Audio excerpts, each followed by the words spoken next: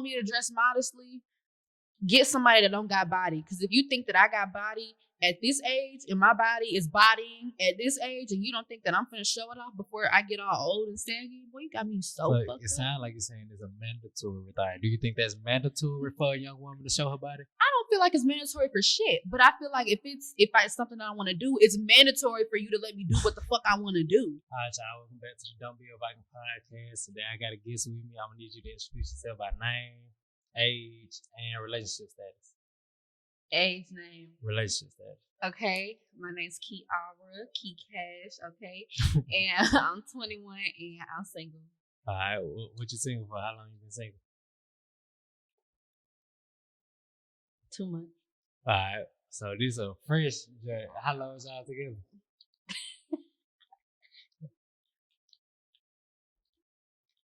Like 3 months. Damn. It's complicated. Damn. It's complicated. What happened? What wrong? So, because usually like this, like the puppy dog. Yeah, for sure. Phase. Yeah, for sure. So what like snapped it so fast? I went looking and I found it. You went through his phone? I did. All right. So what you see? He was actually like linking with other gents, or okay. I often say he was just playing texting with the dude. All that. Okay, so how long was y'all talking before y'all started dating? Well, this was the ex. Okay, so yeah. Okay. So yeah. So was it a recent ex, or y'all dated a while ago and just rekindled it? We dated in like high school. Okay. Yeah, I think like sophomore year. Okay. Yeah. That's why you think you cut it off so fast, because he was an ex. Like, say if he was a new dude and you see him talking to somebody else, like, would you have cut it off that fast? Or you were like, I understand, we just started talking, but stop this shit. Like, that don't mean nothing to me. So even if it was a new dude, anybody can get caught. No cap. So no cap. Did y'all have a talk before, like y'all made it official again? Like, all right, guy, like, is you talking to nobody? I mean, Is you talking to somebody? Is you talking to somebody? No. All right, come on, let's do it. Come on now, like, you already know, like, when we leave a dude, we go back in the messages and we start putting shit together. Yeah. Shit that, we just, gave him the benefit of the doubt. Or like, we just, let slide. We go back and we reminisce and we start putting 2 and 2 together, divided by 1, multiplied by 0.6. You know what I'm saying? Okay. So it's like, I was going back in the messages and I had asked him, like, no, I didn't even ask him. I told him, I was like, if we gonna, be together, you can't, I'm not your priority, but I'm the main one you're talking to. Yeah. That's how I'm doing you. He like, oh yeah, for sure. Like, we on the same page. I'm like, oh, okay. So a bitch wasn't tripping. Yeah. A bitch didn't, he can't come back and be like, a little bit closer. Yeah. He can't, he can't tell me. He can't be like, well, we wasn't official. I'm like, nah, because right here, nigga, we had an agreement. You know what I'm saying? You can't even come back and try to make me feel like I was delusional. So y'all never had it's official, like, this day 4. Y'all never had that talk, but y'all did have what's understood don't got to be explained talk. I mean, not even what's understood. Like, I plain and I quote, what I said was, if we gonna be together, you ain't fucking on nobody, talking to nobody. You doing, I'm your only, you know what I'm saying? Yeah. So once shit's supposed to be understood, you know what I'm saying? Yeah. I told you what the fuck you was. And the fact that you couldn't abide by those rules, you had to go. Now, was you talking to somebody? No. I'm not like that. Okay. I'm not like that. Cheating has never been in my spirit, for real. Since you got back with him, I'm guessing he'll do like that. You see yourself with, like, he check all the boxes, he check the qualities. Okay, so since he checked the qualities, and like, yeah, like, I can really see myself with dude, why didn't you like try to work it out? Why was it a quick like, I can't fuck you? Cause first of all, mind you, he's an ex, so you already had the chance. Yeah. You know what I'm saying? It's your second chance. That's 1. 2, every nigga got flaws. Everybody got flaws. Everybody's human. But some flaws I just can't deal with. So what's the non-negotiables? A cheating problem. That's the non-negotiable. Some niggas have flaws where they talk over you. They don't ever let you get your word out. Some are insecure. Some cheat. Nigga, if you're one of your flaws, I can deal with flaws. I'm not perfect. Yeah. I got flaws, you know what I'm saying? But that cheater flaw, nah, fuck that. Okay.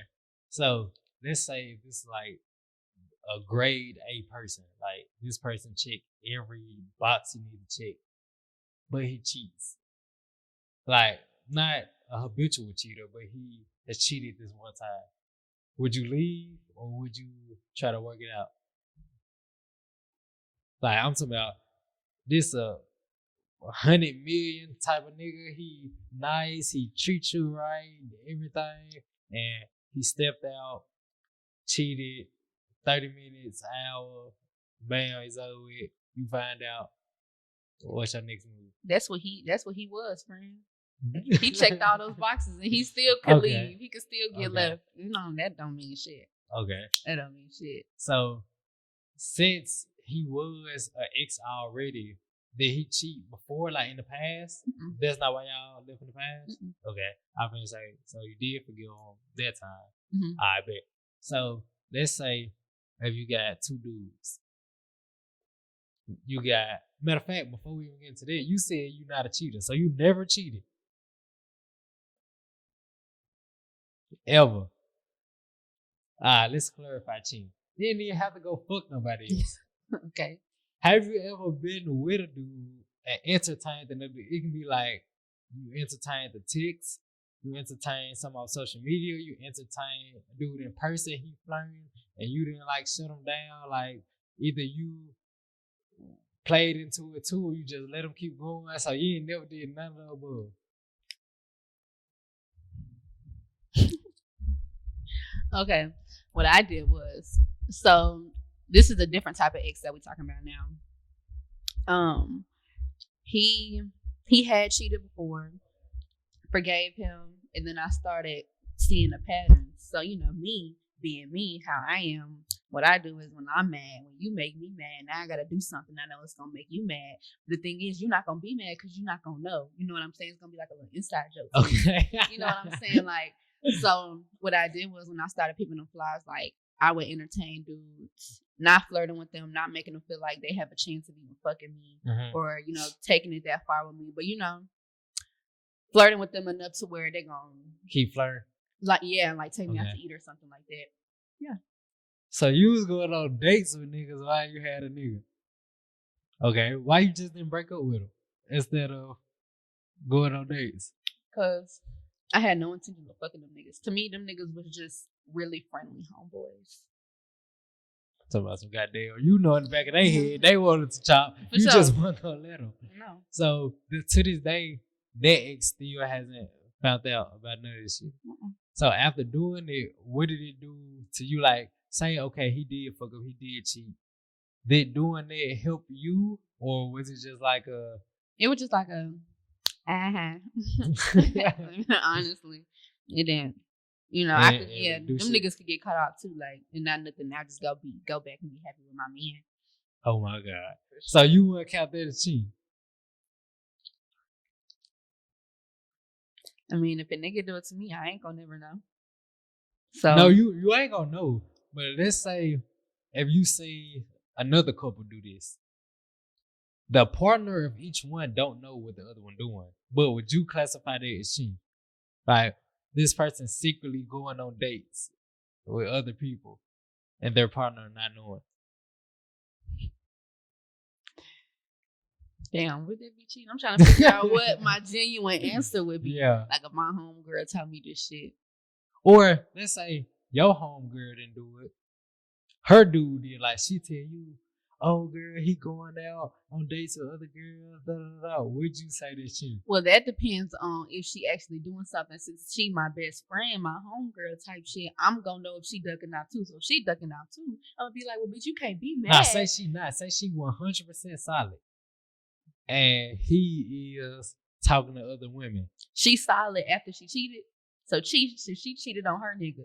Let's say she didn't cheat at all, like from the get go. Nah, he wrong. Okay, he wrong. But if she is cheating too, you wouldn't count his as cheating. Not that I wouldn't count as cheating, but you just can't be mad. You can't be mad because you doing the same shit too. Okay, you can't be mad. So it's still cheating. So you still cheated. You just said that nigga don't got the right to be mad. I'm just buttering up to make it sound nice. I mean, yeah. Hey, at least you admitted it. Because, bro, I be talking to so many different people, men and women on the podcast. It's like, gee, they know what they're doing wrong. Yeah. But they don't want to say it's wrong. So they try to beat around the bush in every way possible. Nice. Yeah. Mm-hmm. I'm like, hey, it ain't that deep, guy. You did this, you did that. This the outcome. Now, I'm going to ask you this. Do you want a dude that's better than you in a lot of categories? Like, do you want a dude that make more? Do you want a dude that's nicer, understand, like just everything, like taller, stronger? Like, do you want to do in these ways? Like, if you had to pick, like a dude that make less versus a dude that make more. I mean, really, that don't matter as long as you're making your money. And you're doing what you need to do to get to the bag. I don't care. I mean, not saying I'm going to work with somebody who's, making probably like under maybe like under like 13. Some people, some jobs be going up. So 13 an hour? Yeah. Okay. I feel like as long as you're doing what you need to do, you're putting in the hours. You know what I'm saying? I don't really, just bother me because I'm a hairstylist. Yeah. So, what money we make, we coming like drug dealers type shit. Yeah. But it's just like, but don't get me wrong, the ideal, deal. Yeah, like would be to have somebody who makes more money than me. Okay. So like if you had to pick, you would pick say the dude that's making 13 versus dude, because if we make 13 an hour, 9 times out of 10 he's not making over 30K a year.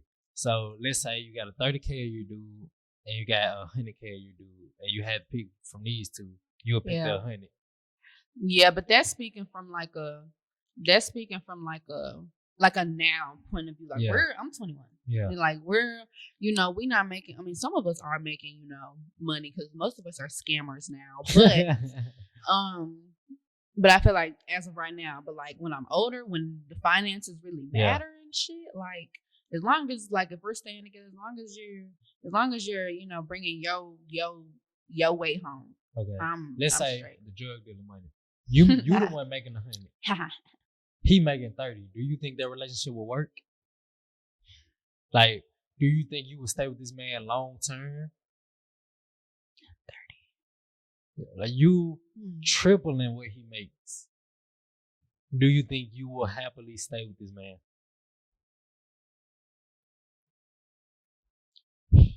He has to be really nice. So the chances are slim. You have to be astounding. Okay. An astounding being. Okay. Yeah, for sure. So you want a dude that make more than you. Do you want a dude that's taller than you? Yes. All right. Do you want a dude that's stronger than you? Yes. I was say I probably could answer that. Like, I know you're with a fucking wink. All right. Do you want a dude that's more dominant than you, assertive than you, like more decisive than you? Okay, more decisive, yes. Dominant, me, I have a natural leadership type of aura, persona, whatever you want to call it. Okay. So I'm indecisive, but when I do make my decisions, I need you to back me up on it. I need you to be like, oh well, no, I'm just gonna do this, or this just sounds better, so I'm just gonna do it. No, okay, give me an example. Like one thing you would say, babe, I want you to follow my lead on this.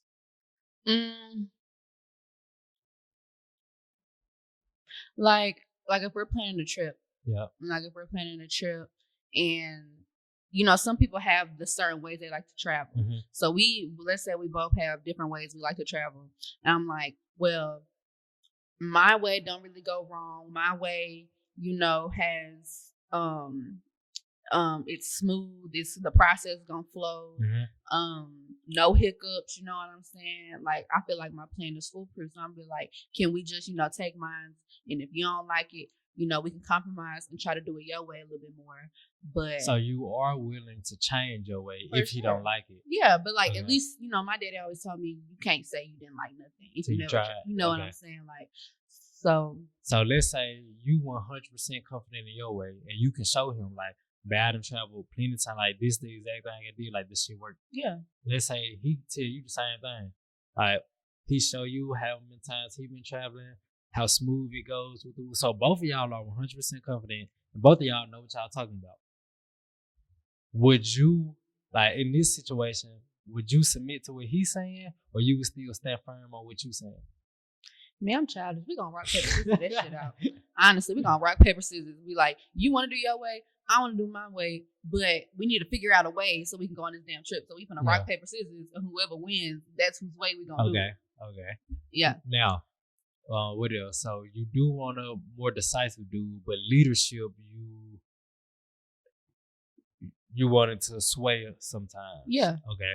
For sure. So, because I feel like different people have different type of skills, yeah. Even life skills, communication skills, that like some people just do better. And when it comes to certain things, so I'm just like, if I feel like I'm better in a certain category, or I'm more useful in a certain category, I'm going to take the lead. And as a man, I just feel like, because part of being a man is not just, leading shit. Like part of a man is also agreeing and, taking, actually like admitting, when you need to sit the fuck down and let somebody else lead. You know what I'm saying? It's like, nothing wrong with sitting down. I put it like this.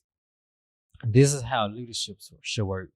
Some people get it twisted. Like some people think, oh, just because I'm the man, I'm lead. Or just because the female this or that, she'll lead. No. Leadership should work like, babe, I'm just better than you at this shit. I'm a lead in these areas. Mm-hmm. You better at me at this shit. You lead in these areas. Mm-hmm. Like, I'm gonna just make an example. Like, I be too busy doing other shit. I don't necessarily plan dates. I make my girl do that. You know what I'm saying? So she lead in them areas. Like, I'm not finna sit here and be like, what do I want to do this weekend? For I don't even be thinking about this shit. Like, I handle this, handle that, go to the jail, go here, edit, do all this shit. Then I just tell her when I'm free. Right. And now she is able to pick out of that time to like what she wants to do. She probably give me a choice of 3 options. Babe, you want to do this, this, or this? I pick one. We gonna do it. But I'm not finna sit here and brainstorm what dates we finna do. You know what I'm saying? Why not? For one, she care more than I care. Like as far as dates, I'm perfectly fine with just sitting her, like me and her together, just chilling. We just not doing shit. Like, why not? I don't know. Like, no, I do. Like, I don't have a problem with it, but that's just not at the forefront of my mind, of my brain type shit. You see what I'm saying? Yeah. Like, I don't just think like, I want to go on this date. Like, this will be a 5 date. Yeah, like that just don't pop in my. It's not that I'm doing it on purpose. Like, I don't want to go out with my girl. Some people excel in different things. Say if we say the whole week, 7 days of the week, if we just grab something to eat, like we probably cook this day, say we watch a movie this day, watch fucking The Walking Dead or something this day, like, and we just at the house the whole week. Yeah. I'm like, it won't even cross my brain that, maybe we should go out, or maybe babe want to go. Like, this shit don't even pop up in my head. I'm like, shit, I'm straight doing what we've been doing. You see what I'm saying? Mm-hmm. But babe more of a, let's go out, let's go do this. So since she think like that, since she more like that, right. I'm like, okay, you handle that shit. Like, I'm gonna handle the shit we need to do. Like, we had this talk the other day. I handle more of the important shit. Not saying dates not important, like you want to keep your relationship alive, but I handle, all right, we finna go to gym at this time. We finna read at this time. We finna work on this. We finna work on it. You do your schoolwork. I'm gonna edit the podcast in the hours. You know what I'm saying? Mm-hmm. She do the dates, the this, that, and the third. You feel me? So that's how I feel like leadership should go. I lead in this shit because I'm just better than her at this shit. She lead in the other shit because she just better than me at this shit. Yeah. Like, we ain't even trying to compete on some shit. Now, it's some stuff we might be equally as good at, but she still follow my lead on it. Yeah. You see what I'm saying? If we 50-50 on it, 9 times out of 10, we doing my approach to it. Like, and everything go smooth. So, you want to dude is financially better, taller, stronger, whatever we say, more decisive, leadership, 50-50. It depends. It has to be funny. Funny? Gotta be funny. Okay. You can be ugly, but if you funny, if you can make me laugh, I'm not talking about no like, like real cracking up type shit. Like eyes watering, crying. Yes. Okay. So, do you think a man should have more say so than a woman in a relationship? Or in your relationship? I ain't gonna speak in general because other folks do other shit. Repeat the question. Do you think your man should have more say so to you in a relationship? Or do you think you should have more say so? Or do you think it should be 50-50? We have just as much say so on everything we do. I feel like when it comes to making a decision, ain't no say so. We gonna talk it out. It don't even matter how little it is. Okay. We just need to have a conversation about it. And then eventually, if me and the person really just, here with it and we connected, we'll end up talking it out and then coming up with the same opinion. Solution. You know what I'm saying? So, yeah, that's why you gotta make sure it's the right person. Not even just the right person. Just make sure y'all compatible. Yeah, like you over here trying to have arguments with a motherfucker and you're the complete opposite of them. I wonder why y'all bump heads. Yeah. That's stupid. Okay, so essentially you saying it will be balanced. It will be 50-50. We'll hear each other out equally. Yeah. Okay. This is my opinion on it. You tell me how you feel about this. I feel like the dude should have more say so. Because let's say first, before I say the second point, the qualities you just named. He makes more. If he's more decisive, 9 times out of 10, he's more logical. Like he might know more than you in these situations. It's not just he know how to pick. The reason he's so confident in picking and he's decisive is because he just know whatever topic this is. He educated on it. Cool. So he educated on more topics. He make more. So he experienced more.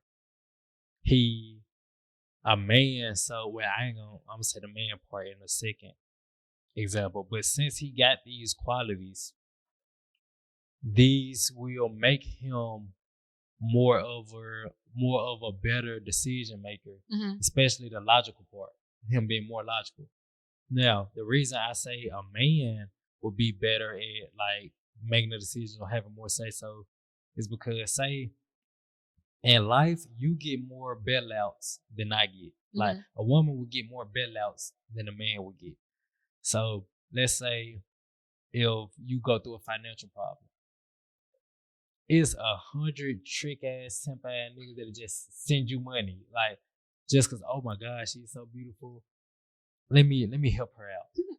If I go broke, nobody is like, that's a nice young man. You feel me? So financially, you get a better edge. Emotionally, like dudes should be, for the most part, some niggas bogus. Dudes should be more emotionally intelligent than women. Because say if you just have an outburst, you don't think so? Look, say you just have an outburst and you go ham or you get to crying or whatever, everybody will cater to you. They be like, oh my God, girl, what's wrong? As they should. Now, say if I do that, you'll be like, what the fuck is wrong with him? Like, instead of catering to me like they do to you, they will put more criticism on me. Let's say the same exact thing happened. Let's say your boyfriend just broke up with you. Let's say my girlfriend just broke up with me. If you bust out crying, you get to throwing shit, this, that, and the third. The men and women around you are going to come and comfort you. If I do the exact same thing, I'm throwing shit, I'm yelling, I'm screaming, I'm cussing, the people around me damn near call the police. Like, they not gonna come and, oh my God, no. They're gonna be like, what the fuck? Get the fuck out. So, in that situation, you are more prone to do that same exact action again. Even though this is a wrong action. This is handling this shit incorrectly. No adult should act like this. But even though you acting incorrectly, since you got catered to, you get that sympathy feeling, you get empathy from others, you are more prone to do this exact same thing again. Because you're going to get more attention, more people comforting you, feeling good. You're not going to get judged, criticized. If anything, you're going to get felt sorry for. When I do it, since the world critique me and punish me for it, I'm more likely to say, all right, not doing this shit again. Next time, I'm going to handle this. I'm going to handle it in better ways. So since we get judged and critiqued more, we adapt more. You feel me? Like we learn how to, okay, say I'm not doing that no more. I'm doing this. I'm doing that. I'm gonna just keep getting better with it. Since that same pressure not on y'all, 9 times out of 10, y'all more prone to say, well, fuck it, I ain't gotta change. Like I have no incentive to change. Do that make sense? On the last note, we don't have incentive to change when you're talking about like emotionally. Yeah, like say if y'all just acting like in the way you shouldn't be acting, the world is not gonna get on y'all ass like they get on our ass. So we gonna put in a little kid example. Say the parent of kid 1, every time this kid do something bad, the parents get on his ass. Mm-hmm. Kid 2, every time the kid do something bad, the parents don't say shit at all. Mm-hmm. Who is incentivized to keep doing bullshit? That little nigga. Cause he don't like, he not getting that pressure on him. This one learned to say, every time I do this, a hard ass belt come hit my ass. So I'ma not do this as much. The other person, if they don't get no disciplinary actions done to them, they gonna keep doing whatever the fuck they been doing. So that's how it is in a lot of situations with men and women. Since y'all get criticized less, in most situations, y'all don't have that accountability placed on y'all. So y'all won't change whatever actions that might be poor. Because you might not even know it's poor because nobody fucking saying on you. Right. What the fuck is they doing? So what you think about it? What you feel about it? Do you feel like men and women get criticized equally? It depends on your community.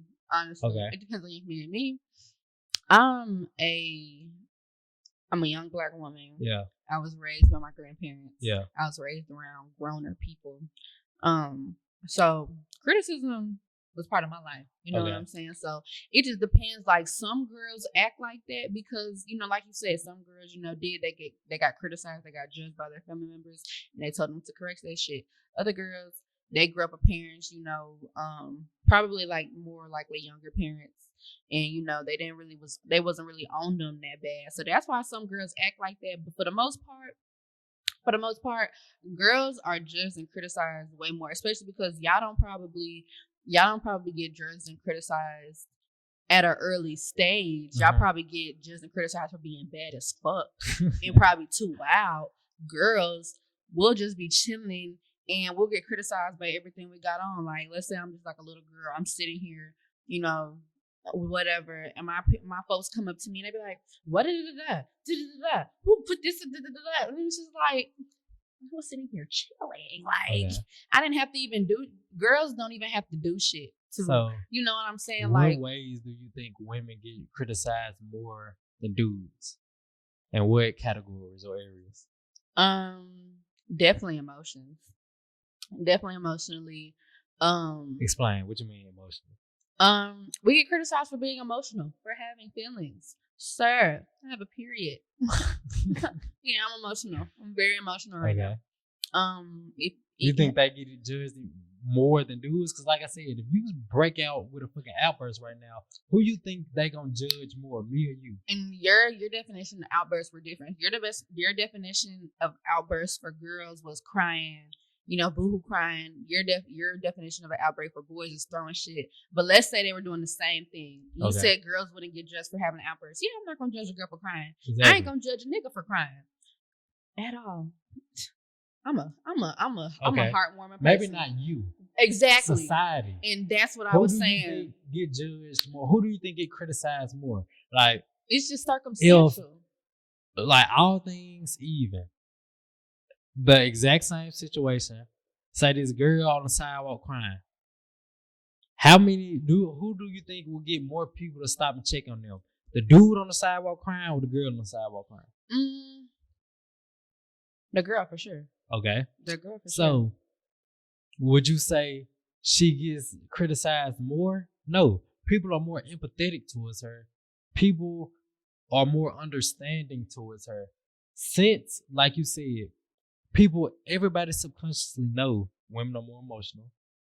Women have periods. Women handle stress less than dudes handle stress. Women this.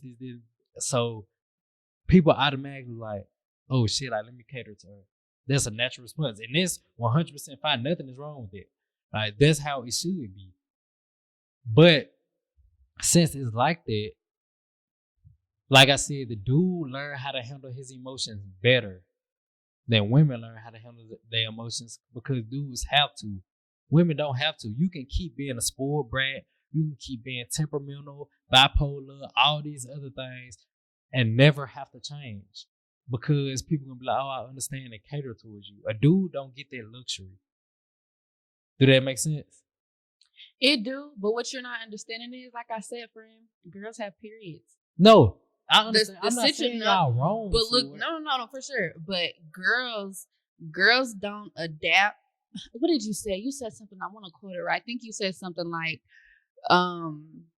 girls don't get corrected because girls don't change because that period don't change. We have a period from elementary school until we go through menopause. Okay. And then we go through menopause and we still have that shit to deal with. Okay. We never get an emotional break. So you ever y'all should y'all should be free to be worse handling emotions because y'all have periods. Not at all. In fact, what I'm saying is people should learn to shut the fuck up and come correct at us sometimes because they know what the fuck we deal with. Okay. So I'm saying, I'm not saying give us a pass. What I'm just saying is correct yourself first before you come to me. So do you think the equivalent of saying that is, as a man, I have a high level of testosterone. This high level of testosterone will never change. That's why I'm so angry. That's why I put my hands on you. That's why I curse you out. Like, if I was to say that, you would be like, nah, you wrong. You should learn how to change it. You should learn how to control it. You should like get help and being better in those areas. For sure. If I said that, you would be like, "Gang, you fucking retarded." Even though I'm blaming it on biology. The same thing you saying. Like you saying, gee, we got a period, we got menopause. I'm not blaming it on biology though. That's just a factor. I'm not blaming nothing. I don't like using periods as an excuse because at the end of the day, like you said, with the man, you know, he got level of testosterone, so that's why I'm beating on you. No, like if a girl said the same shit, I'd be like, no, friend. What you need to do is you need to get your little journal. Yeah. You need to go sign up for a kickboxing class. You need to go to a fucking rage room. Yeah. You need to do whatever you need to do. I'm just saying, if you know you're an emotional being, which girls are, right. So what I feel like is don't excuse us for like being emotional and for, you know, acting on our emotions. Do not excuse us for that. But then again, you know, give us grace at the same time as long as we're controlling it and, you know, trying to deal with it. Like, I'm not going to have sympathy or I'm not going to just, you know, stand by and watch a girl. She get mad every time she get emotional. She do dumb shit. She do reckless shit whenever she's in her emotions and blames it on her period. No. But what I am going to do, I am going to give grace to the girl who, you know, who might have did something a little dumb or said something a little mean. You know, not all the time, probably like, you know, every once in a blue moon. Because, you know, we are human. People act on emotions. Some people are very impulsive when it comes to their emotions. Some people will die about their emotions. Yeah. Some people will go to jail about their emotions. Yeah. So, you know, you slipped up. Usually you're good at keeping it, but for some reason this just ticks you off and now you just going ape shit on everybody. Yeah. You know, I'm like, look, y'all, she probably gonna do a lot. I do the same thing for niggas too. I don't like that double standard shit. I don't like it. Don't get me wrong. Sometimes it does apply. Yeah. But for most things, no, I don't like that double standard shit. Man or women, you need to control your emotions, especially because if you know, if us having estrogen and all that stuff makes us emotional and all that, and you know, y'all got testosterone that makes y'all a little bit more violent or a little more pumped up. Cater to just take those into consideration when dealing with the opposite sex. Okay. That's all I'm saying. Who do you think handle emotions better? The man or the woman? Nobody. If you just had to pick in general, Who handles it? Who handles their emotions better? Probably the most acceptable one would be maybe a man. Men are real good, like whether they're, especially if they've been like traumatized or like, through a lot of shit, seen a lot of shit, most of the time when bullshit comes to them or, whatever, they just get quiet and just leave. Girls, when they get traumatized, they go be like, okay, now I need to fuck something up. You know what I'm saying? Yeah. So if it had to be, I don't, because at the same time, like when you say dealing with it better, just because something ticks you off and you walk away from it and you don't address it, that's not healthy either. Mm-hmm. You know what I'm saying? You need to address it. So that's why I said neither sex is good at handling emotions, because one acts on it more and is more likely to do something about it. The other one, they just let that shit bottle up and then they go ape shit on everybody for no reason because they got all this anger in them. So really neither way is healthy, but the more calmest option would be the guy for sure. So if the guy handle his emotions better, what other ways did you say that women get criticized more? What's another way they get criticized? Yeah. What was the first word you said first before you list the other one? What ways do women get criticized more than men? Emotionally. Okay. Is that what I said? Yep, you said emotionally. How else do they get criticized more?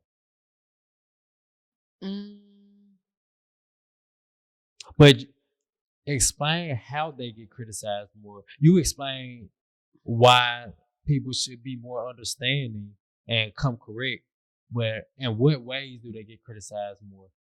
Like, give me an example of how if a man and woman does the same thing, people would judge the woman emotionally and not the man. Because I feel like it's the exact opposite. If anything, people would let the woman slide and not judge her and judge the nigga emotionally. So, you give me an example then. You give me an example. So, for one, like I said, if a woman has an outburst, let's say a woman puts her hand on a dude, if people just ask you to put it on the paper, is this wrong, yes or no, everybody will put yes. That's not what I'm asking. Is it wrong? Right. Who will get criticized more for it? If I put my hands on you or you put your hands on me, I will get criticized more for it. For sure. Both of them are the exact same fucking thing. Yeah. Both of us got mad.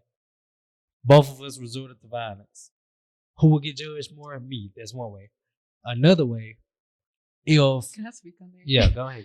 It's not funny, but really, the only reason why it be worse when y'all do it is because y'all shit hurt. Y'all be eating our little shit.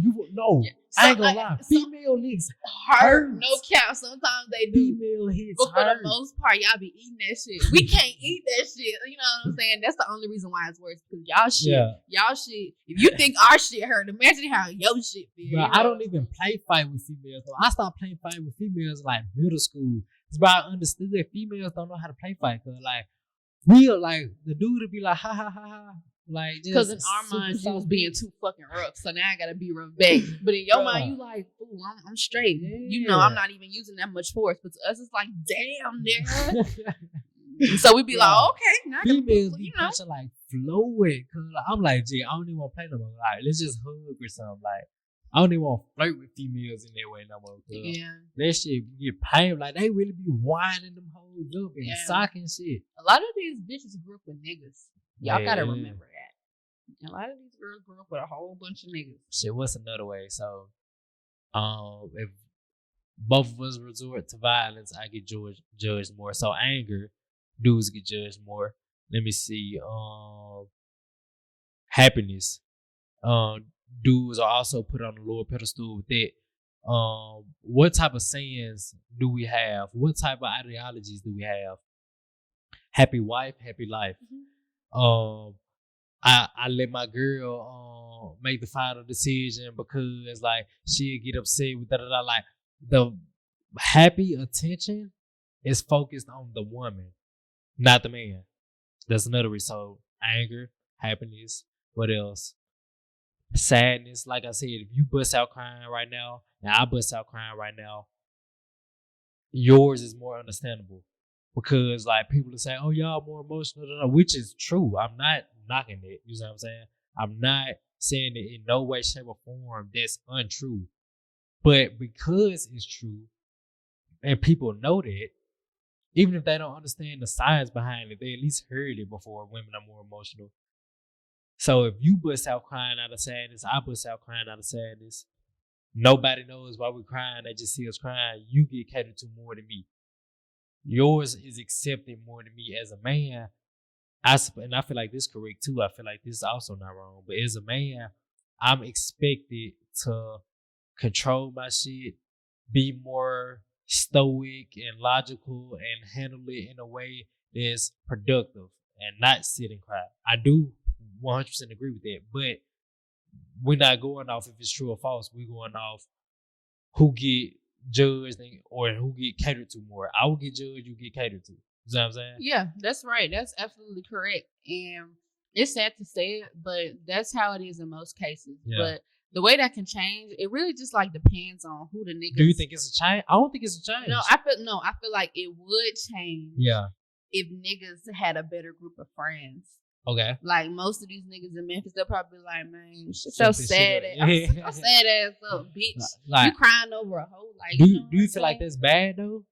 Yeah, it's just bad as fuck. I ain't gonna lie.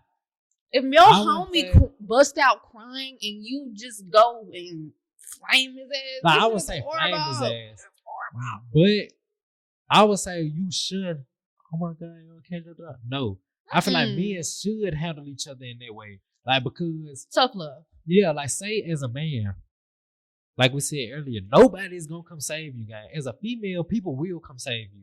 Like if you go broke right now, some nigga, oh baby, this happened, da, da, da. Let me get you this. Let me pay for your hotel for a week. Da, da. You see what I'm saying? As a dude, gang, you don't get no escapes. You don't get no hero cards. So if you are down and bad, I'm not saying it's your fault. I'm not putting the blame on you, guys. It's life. It happens. But I don't think somebody should try to come cater to a man because that's setting him up for failure, because in no other way is this going to happen. So if you come save him in this area, you making him more susceptible to thinking, damn, I might get saved again. Like, let me be emotionally vulnerable again so somebody come to my rescue again. No, that's not going to happen, gang. So since this never gonna happen again, you don't go be the first one to do it. You let him figure this shit out, because that's how he gonna have to do every single thing in life. So I feel like all this shit I'm naming, I don't feel like it's wrong. I feel like this is the reality of it. But I don't feel like it's wrong. I feel like dudes shouldn't be catered to emotionally. They should learn how to like tough that shit out. Do you need help? Yes. I'm not saying you don't need help.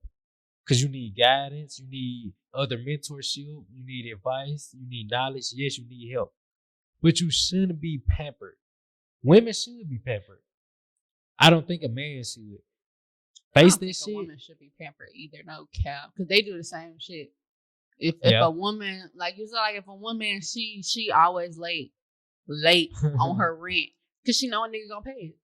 That's horrible. Now, you keep paying that. Now she feel like she ain't gotta work because she knows it's a nigga out there that's gonna spend money. It's the same thing. Yeah. Now that type of shit bogus. Like if a female doing that, if she purposely, or not even purposely, trying to make it seem like she fucked up about it. If she put herself in a position to stay down so somebody else can save her, fuck her.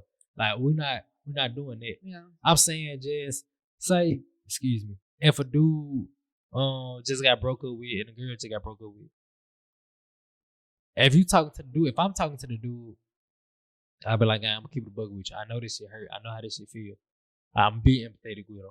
I'm gonna be like, you got two options. You can stay down or you can get back up. 9 times out of 10, you finna stay down for a minute. Mm-hmm. You hurt. You probably try to keep repeating the same actions, trying to make it work out with you. You're gonna go through that process. I understand. I did it too. After you go through this shit though, eventually you gotta snap back to reality. Like this how I talk to a dude. Yeah. To a woman, I wouldn't talk to her like that. I would be very more empathetic, understanding. I still wouldn't make excuses for her. I'm still gonna tell her what it is and what it ain't.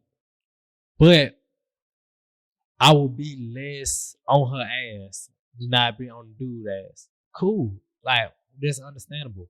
So back to the original point though, since first of all, before I get to that, do you understand what I'm saying now? Like, dudes are more judged than women are. And we just saying emotionally, like we can say in every other area in life, dudes get criticized more. So do you want to go over other areas first? Do you agree with the emotional part now, or do you want me to name more emotions? Because I did anger, happiness, sadness. Do you understand what I'm getting at now? Yeah, I get what you're saying. I feel like the stuff that you're saying, I feel like is what you're saying is you're naming how society treats these instances, but Yeah. you don't disagree with them. Yeah, I don't disagree. I feel like this how shit should be because it. Don't get me wrong, it's hard as fuck on the dudes, but gang, it helps you in the long run. It hurt like a motherfucker right now, cause you feel like damn, you might be having to face this shit on your own with the woo. I know this shit hurt, cause like I hit rock bottom before and felt like nobody was there.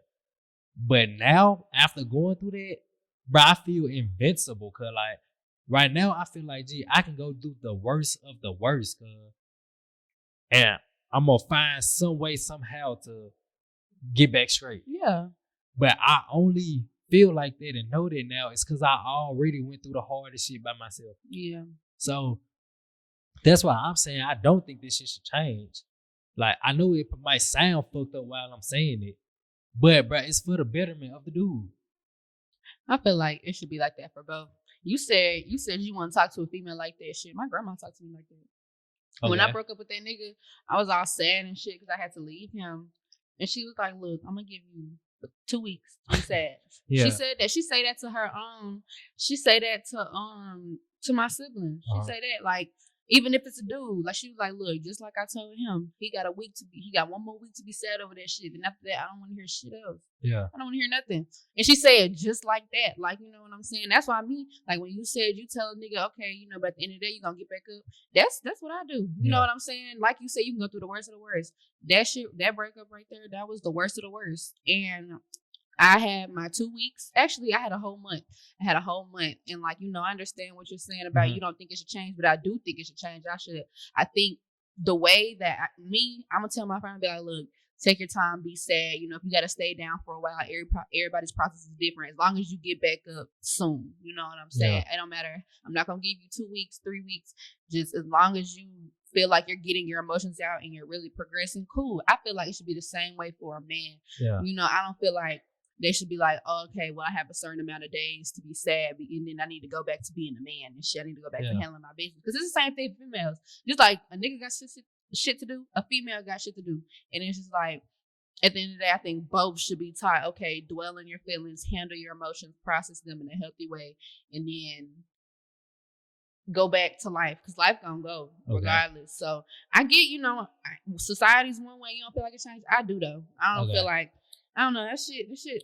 Maybe it's just because my granddaddy act like that. And I'm just like, and you don't like this shit? I don't. And it's just a lot of shit that he do, but, you know, I can't tell him different because he grew up in a whole different time. Yeah. And, you know, they're stuck in their ways. Not an excuse, because people should learn, you know, to go with the time, you know, change the time or whatever. I give most people, I say this all the time, I give most people to 30. Yeah. After 30, 9 times out of 10, for the most part, They stuck. And it's like a lot of shit that he do. It's like, what you're saying, it should be this way, it should be that way. Oh, that's a man. He should do da. He should do this because he's a man. It's like, I hate hearing that, because it's like, you have a daughter who's a single mom, and now you have a granddaughter. She's the oldest daughter. She's, you know, going through life, and, you know, you probably think that I'm going to be on the same path too. So it's just like, we got our own shit. Me and my mama both got our own businesses because we're handling shit, because we was raised by that man. You know what I'm saying? It's just like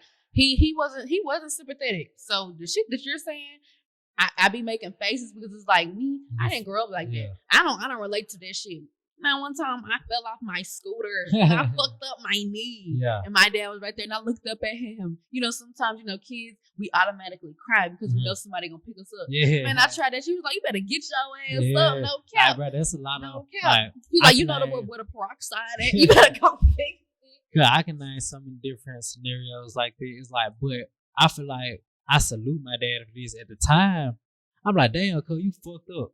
But Yeah. like now as I got older, yeah, I really salute my daddy for how he raised me. Like this one time I got bit by a dog. My dad was in the house. Bam. As soon as I got bit, I'm screaming. You hear me screaming? Man, he pick me up, put me in the car, take me to the hospital. I'm crying, I'm yelling at him. I'm like in 3rd grade. Man, he look in the backseat like, cuz, shut up. Like, we don't know to the hospital type shit. Like, real talk. Like, then one time, my whole big toenail came off. Boy, you know I was screaming, boy. I'm screaming again. Him and my sister getting caught to the hospital. He tell me the same thing, like, cuz, stop all that crying. Like, you see we in route. So, shut that shit up. Like, we know it hurt, man, but hey, shut the fuck up. Another time, I got hit in the eye with a baseball bat, metal baseball bat. He like, here. But I'm talking about like, not somebody tossed it in their bean. No, fuck! Like, cuz, I thought my fucking eyeball was at my head. My head, hey, Mr. Ice, he like, you scratch this in out. Watch TV, he like, just lay back.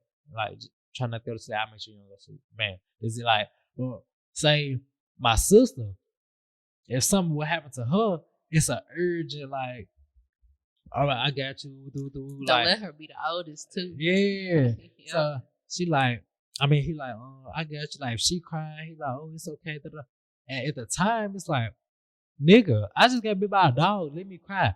But I understand it so much now that I'm older. It's like, gee, I thank him for doing that because say that shit happened like 7th grade and under. If I just broke my leg or something 9th grade, now I'm already knowing from how all my other years went. You don't sit here and complain. If I broke the hoe, fuck. Let the hoe, let the hoe hurt for a minute. I might shed a couple tears, but now when I shed tears, I'm not gonna scream. Oh, I already did this when I was young, and my daddy cut this shit out. So now I'm breaking the hoe. Like, all right, cry a little bit, go to the doctor, still not complaining. I'm just like, all right, now it gave me the thought process of, instead of focusing on how hurt I am, nobody gives a fuck about that. Like my daddy helped me understand that. Nobody gives a fuck about how hurt you is. Just sit and think about, how the fuck can I make this better? If he would have catered to me when I got beat by a dog, when I got this, when I got that, you would be a crybaby. Yeah, so that's why I'm like, gee, don't cater to no nigga. Like, and shit, bro, life hurts, cause like, I know one nigga, he was just married to his wife for 20-some years. His wife just got pregnant by his brother. He had to leave. He from Nashville. He had to leave, come down here by a bus, don't got shit.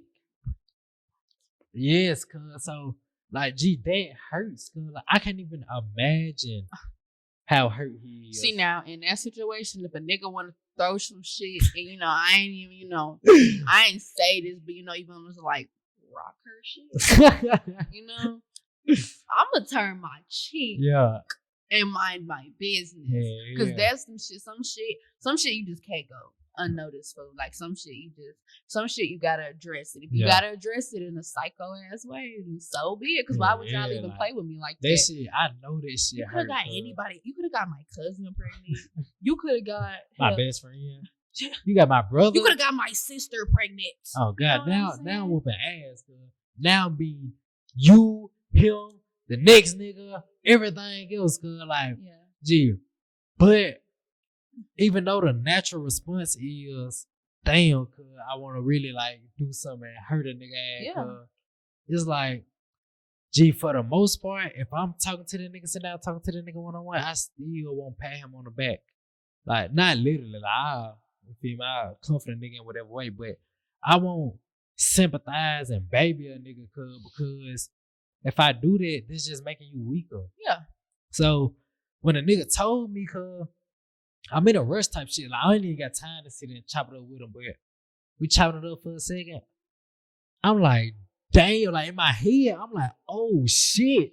But like talking to him, I'm like, God, like, I understand what you like, staying calm. You feel like if I get like emotional, like start acting excited, he probably get emotional. So I'm staying calm and shit.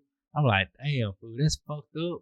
But like I said, I'm still not finna baby you guys. Like, life be life, and you just gotta take this shit. So now that we talked about who get criticized more, so since you get criticized more, it's more, what's the word I'm looking for?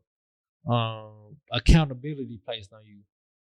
So this is why I say men should lead and like men should have more say so.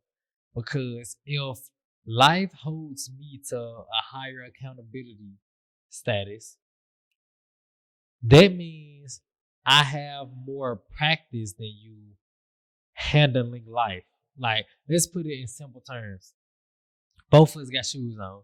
Your shoes come loose 10 times, my shoes come loose 10 times. As a man, nobody gonna come save me. No matter how my shoes came untied, I'm responsible for tying these motherfuckers again, retying them.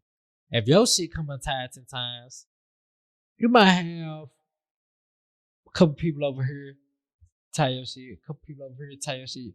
And all you probably only had to retie your own shit 5-6 times. The Is this literal? Nah, not literal, like a literal shoe tie. Okay, because I was in the same thing. I ain't never about to tie my shit. I don't know who the fuck you think I am. Nah, not a literal. I'm just saying, like, if shit going wrong in life, like, let's count these. If you in a situation, ain't nobody gonna come fix your shit. Yeah, type shit. but Okay. as a woman, you will get people to fix your shit more than a man. Like in general, like you said, in your situation, it might not be the same because like you probably had to get your shit yourself. You know what I'm saying? But just in general, like general men, general women, dudes don't get saved at all. Women get saved more. As we should, because we go through a fucking lot. Okay, we go through a lot of shit. That's why I say a dude should lead because say in this shoe tying example, babe, I know how to tie shoes better than you. Why? Not because I'm smarter than you or nothing else. I've had more practice than you. I had to get more practice than you. That's how life treated me. You had the privilege, which is not your fault. It's not bad or good.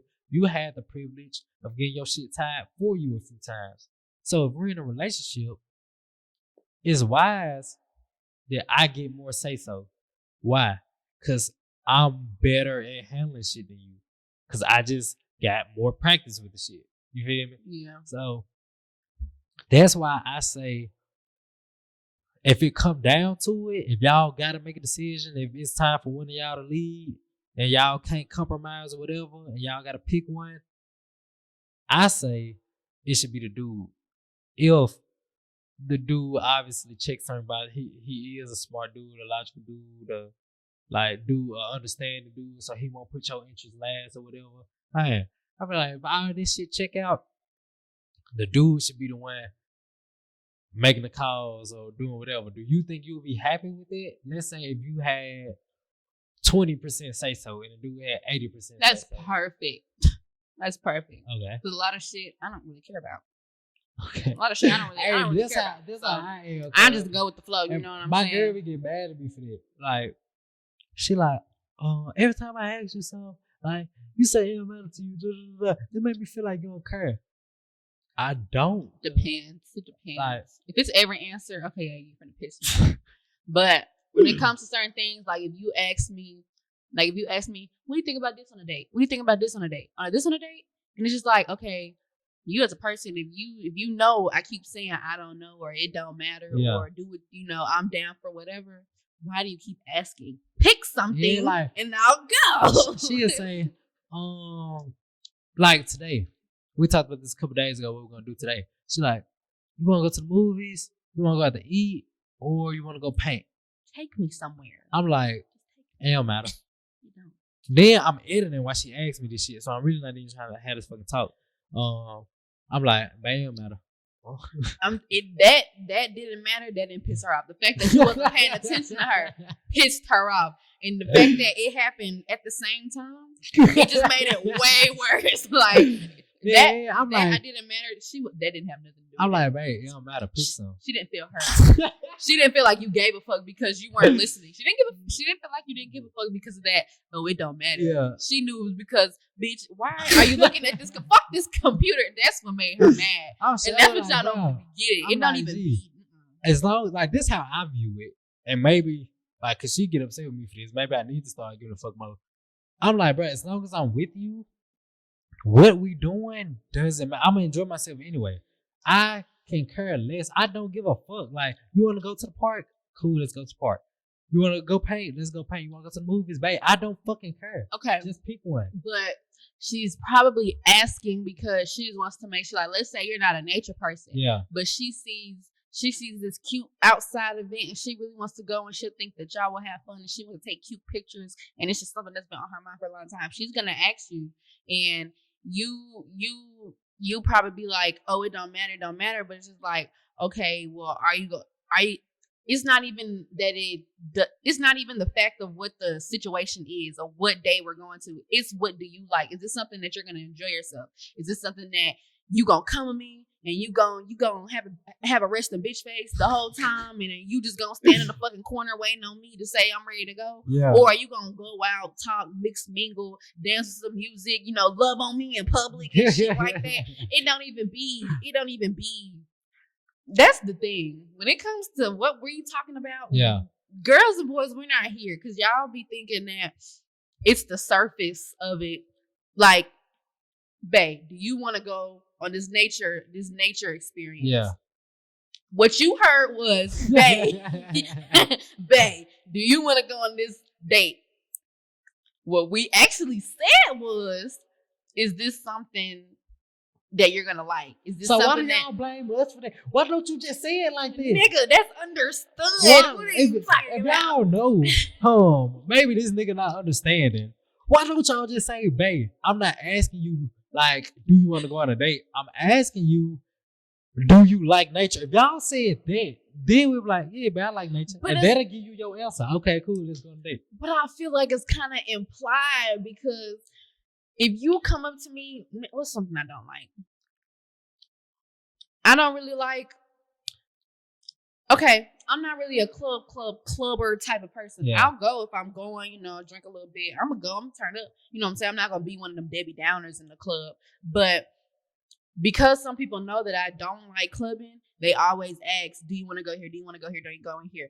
But other people, they're probably gonna be like, why are you even asking me? Duh, I want to go to the fucking club. And it's just like that. So it's like, it's not that. I just feel like it's implied, because why would you agree to something that you know you're not gonna do, but you're only saying yes because you feel like it's something I want to do? Nigga, it's not about me. Because if it was that, I would have just took myself on a day and be like, babe, I'm gonna be gone all day. I'll be right back. But don't y'all think if we did, let's use the nature example. Yeah. Don't y'all think if we didn't like nature, we would say, nah, babe, I don't want to do this. Or if we say it don't matter, they give you your answer. Like, yeah, babe, it's cool if you want to do it.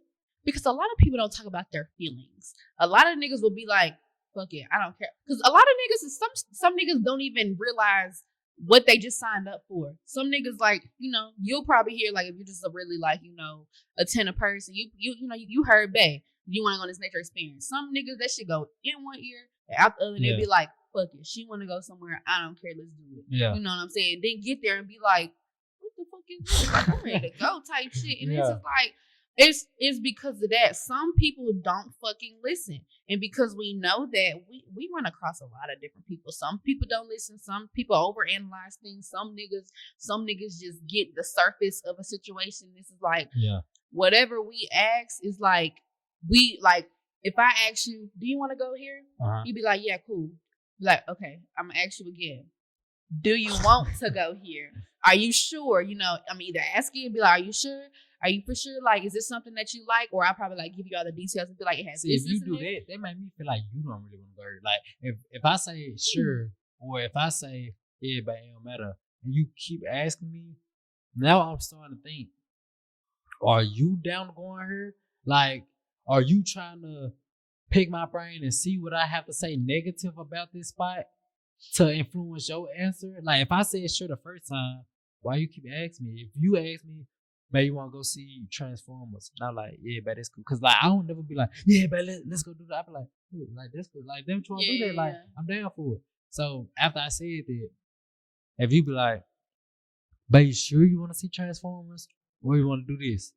Now I'm finna pick whatever the other option after is. Just one question, though? Yeah, because if I already said yeah, if you still asking for another opinion on another option, I'ma think you questioning the first option. Because if I already said yeah, man, why are you throwing out another suggestion? I told you yeah, and you like, or do you want to go see Ariel? Or do you want to go see Spider-Man? All right, babe. So you obviously ain't too sold on Transformers. That's so crazy. Let's go see Ariel. I would have never thought about it like that. Because if I'm like, you know, or do you want to go see Ariel, or do you want to see something else? Probably because I seen something in your face, like your lip probably twitched, and I'm just like, okay, he didn't fucking like that idea, so let me offer him something else. You know what I'm saying? Yeah. We analyze shit like that. So if I'm asking again, I probably seen something in your behavior, the way you said it, how long it took you to say it, how you thought about it. Like when I look into your eyes, I can tell. I'm trying to see if you're actually processing. So what you want to do the answer? It's like if you think if you think he really want to do this, you would look for an instant answer. Like if he take too long, you would think, yeah, I don't want to do this shit. You don't have to. I don't require a certain answer, but it's just like I am going to take that into consideration about, you know, if I feel like this is something that you really want to do. Like more than likely, a person that's like you want to go see Transformers? Fuck yeah, I'm down. Other people, do you want to go see Transformers?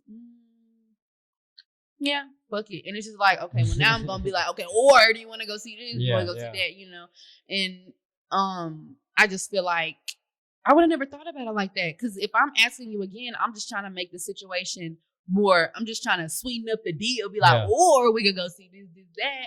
You know, trying to get that spark and try to like see like, okay, he fucks with that idea. You know, try to like analyze that. But you said you feel like the girl wouldn't want to go. That's crazy. Yeah, because I'm feeling like I would never thought that. I'm like, bro, why do you think like that? That don't make sense. Because it's like if I say you want to be my girlfriend and you say yes, if I continue to ask, are you sure you want to be my girlfriend? Okay, it depends on what you're asking. Okay, depends on what you're asking. Some shit like that, it's just like, okay, do you want to be my nigga? Because you asked me, so why are you asking me again if you want to be my? You know what I'm saying? Now you like, gang, you seem unsure about this. Yeah, but 9 times out of 10, if a girl is repeating something, it's probably because she wants to make sure you remembered. Like leading up to the date, or she just wants to, you know, try to make it more comfortable for you or more enjoyable for you, because we don't like it when our niggas come out. I mean, some girls might, but me personally, I don't want a nigga that's just gonna stand around and be a fucking shadow and just let me mingle and make me feel like I'm popular. Like, no, like go talk to other people too, you know, because go over there, go with the boys, go with the niggas, you know what I'm saying? So now let's talk about approach. Like, so we're gonna start social media first, then in person. If a dude hit you up, what's some red flags of his social media? Like, what automatically disqualifies him? Is it followers, how he takes pictures, captions, bio? Like, what automatically red flag? The pictures he take. What type of pictures do you not like, and what type of pictures do you prefer? Money. You don't like this? No. Okay. Weed, drugs, you're sagging. You got the money on the floor. You got money covering your face. Yeah. You're posted outside of different nice ass cars. You don't like the nice cars? Nigga. What nigga just ha ha ha. You know, nigga taking pictures of I don't have pictures of the wheels, but I feel like if I see a nigga with the wheels on his phone, I'm like, so like I don't think that's cornball if I was to see a nigga. But again, I'm not a female, but I feel like, oh shit, that's a nice whip. That's a nice whip. Because that's all you're thinking about. Okay. You see a picture of a dude in the whip, you like, ooh, I fuck with that whip. Nice picture. Us, it's like, oh no, this nigga, he got multiple whips. They're not his. He's a flexer. Oh, he don't have money for real. That's not even his type shit. Like I said, we go deeper than that. But yeah, what else? Your head is you're looking at the floor in every picture. So you want to make eye contact with the camera? Yes, like, are you ugly? You know what I'm saying? If you are ugly, be confident you're ugly. Like, yeah, bitch, I'm ugly, but I'm still gonna pose like I'm the shit. You know what I'm saying? Yeah, those things. So what's the A+ things? Like, if a dude got this, oh yeah, he gets some points. He has to have a picture in a nice suit, at least one. Okay. In a nice suit. So if he doesn't have that picture, does that disqualify him, or is it just like he just don't get the extra points for it? Yeah, he just don't get the extra points. It's not, no. But if you're not in a nice suit, at least looking nice. Okay. You know, you don't have to have, the bow tie and the shirt, the collared shirt. You don't have to have that. You can have like a little, a nice graphic tee with a nice little chain, nothing too major. Okay. Some nice shoes. Just looking real put together, clean, got your chop. your face ain't all scruffy and shit like that. Okay. You know, teeth nice. You got some earrings, some little jewelry. You know, showing people that you know how to take care of yourself. What about followers? Do followers matter? Like, say if you only got like 60 followers and he hit you up, you text him back? It depends. If he has a picture, yeah. Depends on how long ago that first picture was. Okay. Because while you had your page this long, you only got 60 followers. Yeah. Now it's giving scam. Now it's giving this ain't even my page for real. This okay. ain't even me. Yeah. So if it's a new jet, if it's a new account, he's straight. Yeah, not new. It don't even gotta be new because I know some people don't even be on social media. Like they'll probably post like 3 pictures their whole time being on social media, but you know they probably get on it so they can like. I know some girls they only have Instagram so they know what hairstyles they want. Okay, they don't even interact with. So you know what I'm saying. It might be like that type of shit, but you need to have some type of pictures. Okay, what about in person? What's automatically disqualifies? Whether it's how he approach you, what he say, what he wearing, look, hairstyle, whatever. Like what's automatically nope. I'm just finna tell this nigga I got a man. In person.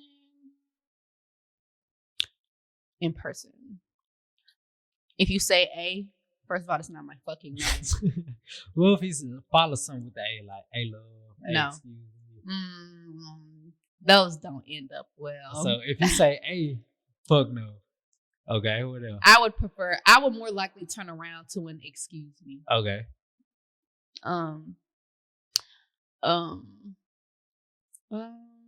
Yeah, catcalling. What else? Thinking like if we actually talk. If you ask, well, I was gonna say if you right off gate, you ask me like how old I am. It's gonna make it's not. That's a red flag? No, it's not a red flag. It just depends. Like it just depends on how old I think you are. It's gonna make me think about how old are you. Like, are you an old nigga? Okay. You know what I'm saying? Yeah. Like, you look young, but you could be an old nigga. Yeah. You know, that's it's not a red flag. I ain't gonna lie. I seen the girl today. She was 18. Swear I can't make this shit up. She looked 25. Yeah. So I'm like, gee. That's why I said it's not a red flag. Yeah, a couple months ago, she was just a minor. Yeah. So imagine nigga really got down. Exactly. Cause they're down there rape charge. Exactly. So it's necessary. It's not a red flag. That should be necessary sometimes. Like, look, before I can even pop shit off and develop, like, flirt with you, how old are you? Yeah. So I get it. It's not a red flag. What else? So A? I feel like if you don't ask me my name, like if you just go straight to my socials and my number, you don't even ask my name. Damn, let me think about that. When I was single, did I ask for that? You probably didn't. But it's so common now. See, look, it kind of fucked you up. You didn't even realize it. Yeah. So I walk up to him. What's with I don't ask for the name first. Like, I start chopping it up with him first. Yep. And after we chop it up, we're like, when I'm finna get your number, like, say, I give you the phone, you put your number in, I hold my hand, like, I don't touch them until, like, I know, like, oh, they fucking with me. So after they put the number in my phone, I hold my hand out, Then I introduce myself and ask for that name. That's but that's so after, that's so after I got the number. So I know what to say with that ass. Damn. So you would have expected dude to say, hey, how are you? What's your name? Dang, I never did that. Yeah, I didn't accept that shit until it happened to me one time. And I was like, yeah, these are the type of niggas I won't. Like. Yeah. It fucked me up. I was high as fuck walking on bill. Yeah. So, like, I'm already, like, kind of weird in public because I'm like, I feel like everybody looking at me like so he damn. got the number. For sure. Okay. Well, no, he didn't get the number because I stopped giving out my number too. I'll give out my social media, but you got to work for that number. So this nigga done did it right. And you still didn't I'm a hairstylist, so I'm always on social media. So it's not like I'm just not going to text back. Okay. You just can't have my fucking number. Did he ever get the number? No, because we didn't hit it off. Yeah, we just flirted, you know. Understood. You know, it was hot outside. You know, we just flirted. Understood. I would have. Dang, I really didn't ask for fucking names, girl. But I feel like my approach worked. Like it works because that's what we're used to now. Okay, I get it. So what else? So name. Don't say A. What What about dressing? Like, Does that matter if he approaches you in person? I know you said the dress and pictures Depends on matter. Okay, say where. y'all Where. say y'all at the mall or on be like somewhere in public like that, the club or whatever. If we're in the if we're if we're in the mall, Yeah. and well, it really even just don't. Let me because sometimes I'll get out the house and I'll just put on like a whole like little sweatsuit, Yeah. cute shoes, hair cute, nice little necklace, some rings, nails done, cute as fuck. You know what I'm saying? Some of them little, some sweatpants, some sweat outfits, some like lazy clothes be cute. Mhm. So I feel like if a nigga approached me in some like, lounge clothes, but he, dressed it up real nice and, his hair, he brushed his hair. So if he don't got a chop, disqualified. Not if you don't even got a chop, but like if you know you ain't got a chop and then you ain't combed your hair in a long time, or you ain't even spray some water on it, moisturizer, like, or if you got locks. That work for dudes. I ain't see no dudes do that. Do what? Like water their hair. I see a females do that. You would be amazing. You would be amazed at what it does. Like you're still a nigga. I hope you know that. You still have nigga hair. Like, but I don't never see dudes like the sponge, the like wave on grease, the Pompeii, like all that, bam, like yeah, you got it. I ain't never seen dude do the water. It depends. Like if he has like a fro and if he likes to wear his hair like a little curly, have like a little curl too, or if he has locks, that's kind of necessary. You work for locks? What do you do for locks? Moisturizes. You can't have moisture without water. Okay. So you got to spray water, then put your moisturizer, and then put your oil to seal it. Okay. Yeah. It can be the same for fro. Yeah, that's what I used to do when I had before I locked up my hair. Yeah. To moisturize it, just comb through it, spray water on it, moisturize the oil. Okay. Yep. So now we're gonna end it on this before we get out of here. Hey, how do you feel like cheating should be mended? I know you said it's a fuck no for you. Like as soon as they do it, it's over with. But if you were to mend it, how do you feel like this should go? Well, what I did when I took him back, what I did was I cut him off completely. Okay. How long? Damn, this seemed like a long time. You have to go to your fingers. 5 months straight. No communication. Yeah, I would communicate. If I did communicate with him, it would probably be like every 3 weeks. Okay. In conversation. You ain't even have to scroll to get past the conversation type shit. And why was that necessary? Why do you think that was necessary? Because you need to take a time out and realize like how you just fucked up. Okay. That's what I do, So I feel like niggas need to just sit down and realize what the fuck they really just did. Okay. What after that? After that, we talked about it. I was honest with myself and my emotions. Like, okay, you still miss him. You still want to be with him. So but if you give it a try, you can't keep bringing it up. Be like, oh, you cheated. So Facts. Facts. So if you gonna open up the conversation, you need to make sure that this is what you want and this is something that you can handle. Because if you just nobody wants to go. Because I know how I am. Like being raised by my black mama. Whenever I would fuck up, she'll be like, well, now you got to do this to earn my trust back. I don't trust you. Now you got to do this to earn my trust back. It's like, girl, I don't want to hear that shit. So what was you asking him in the conversation? Like, why did he do it? Yeah, for like a little minute. I didn't want that to be my main focus. I even said, I was like, I don't want to be one of them girls to be like, why me? But it's like, why the fuck did you do some shit like that? So what answer did he give you? He said, just listening to his niggas and his folks and saying how niggas was like, oh, well, this shit normal. Mm-hmm. All of us do it type shit. This was his first year in college. Okay. Type shit. So it really wasn't a surprise to me because I already had, what I'm saying, before it even happened, like 3 months before, sometimes girls get in like them like mini depressive states. Mm-hmm. And I was just thinking, I was like, he leaves for college soon. He's going to ghost me. He's going to do this. He's going to do that. He's going to have new people. And it's like all that shit came true. So it's like I really wasn't fucked up about it. No, well, I was fucked up about it, but I expected it. Okay. I expected it. I expected it.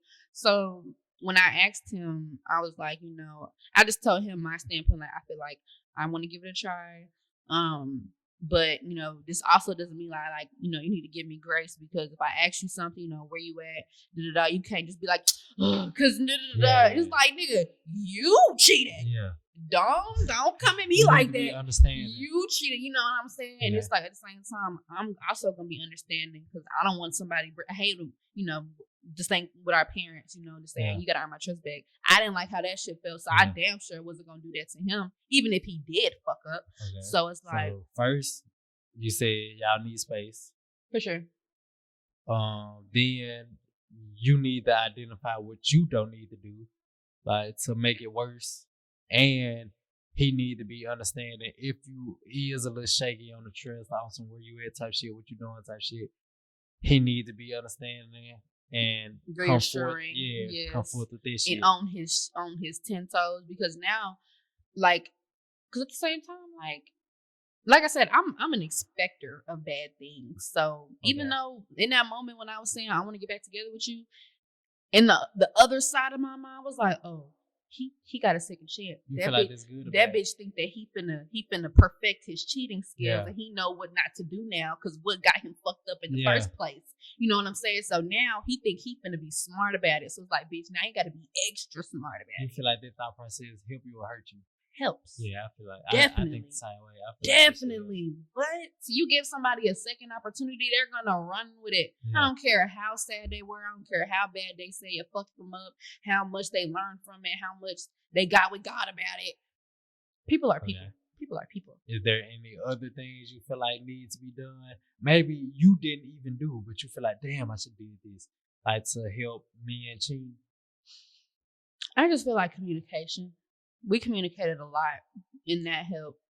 That helped definitely. What you mean, like just talking all day? Like communication about, like, first of all, communication before we got back together.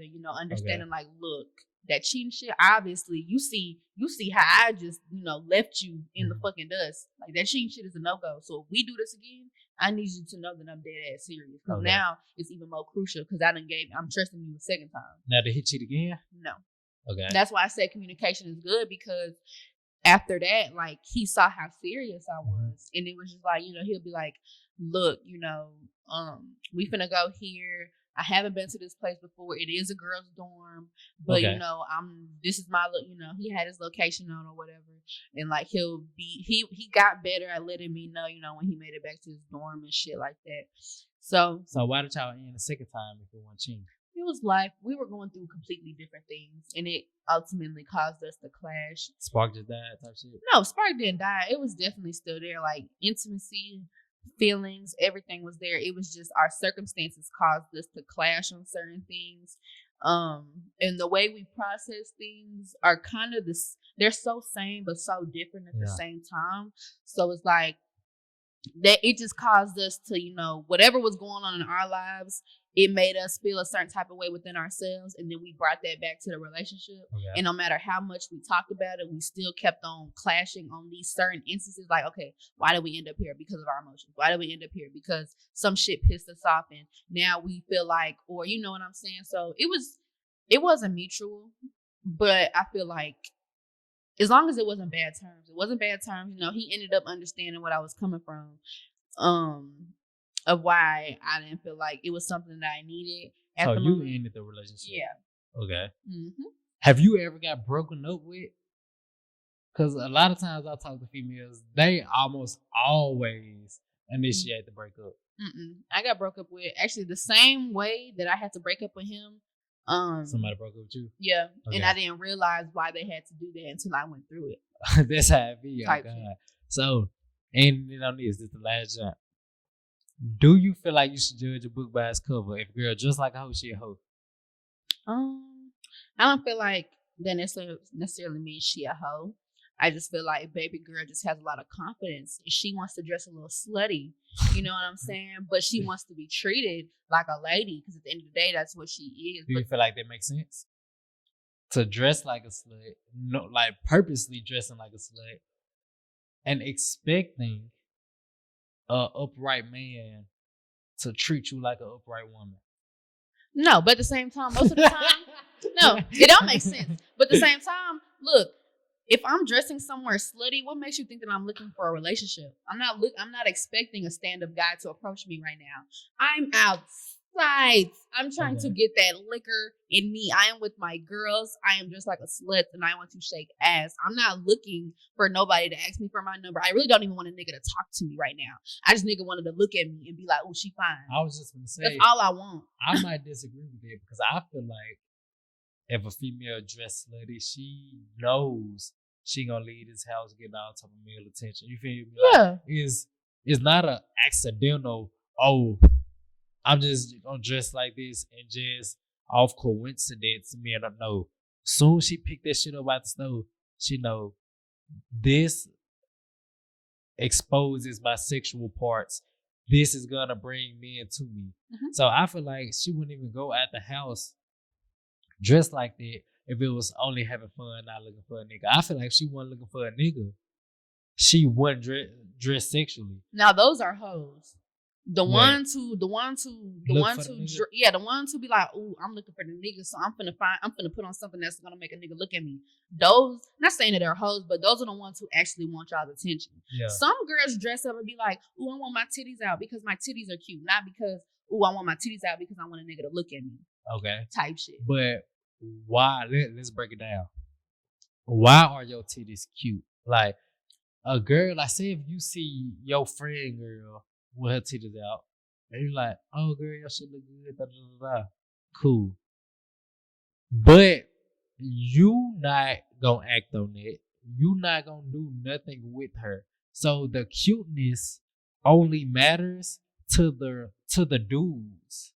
Like it don't matter coming from you because, like I said, you won't act on it. Yes, they do. It only matters coming from the people who will act on it. I'm saying, look, say you a chef, and matter of fact, now I'm gonna use what you actually is. Say you a hairstylist. Mhm. I said it right? Mhm. Hairstylist. All right. Say if you're a hairstylist, I'm bald. Mhm. Somebody else has hair. Mhm. I say, girl, I like the way you do them braids. Cool. It's a compliment or whatever. Does that really matter? No.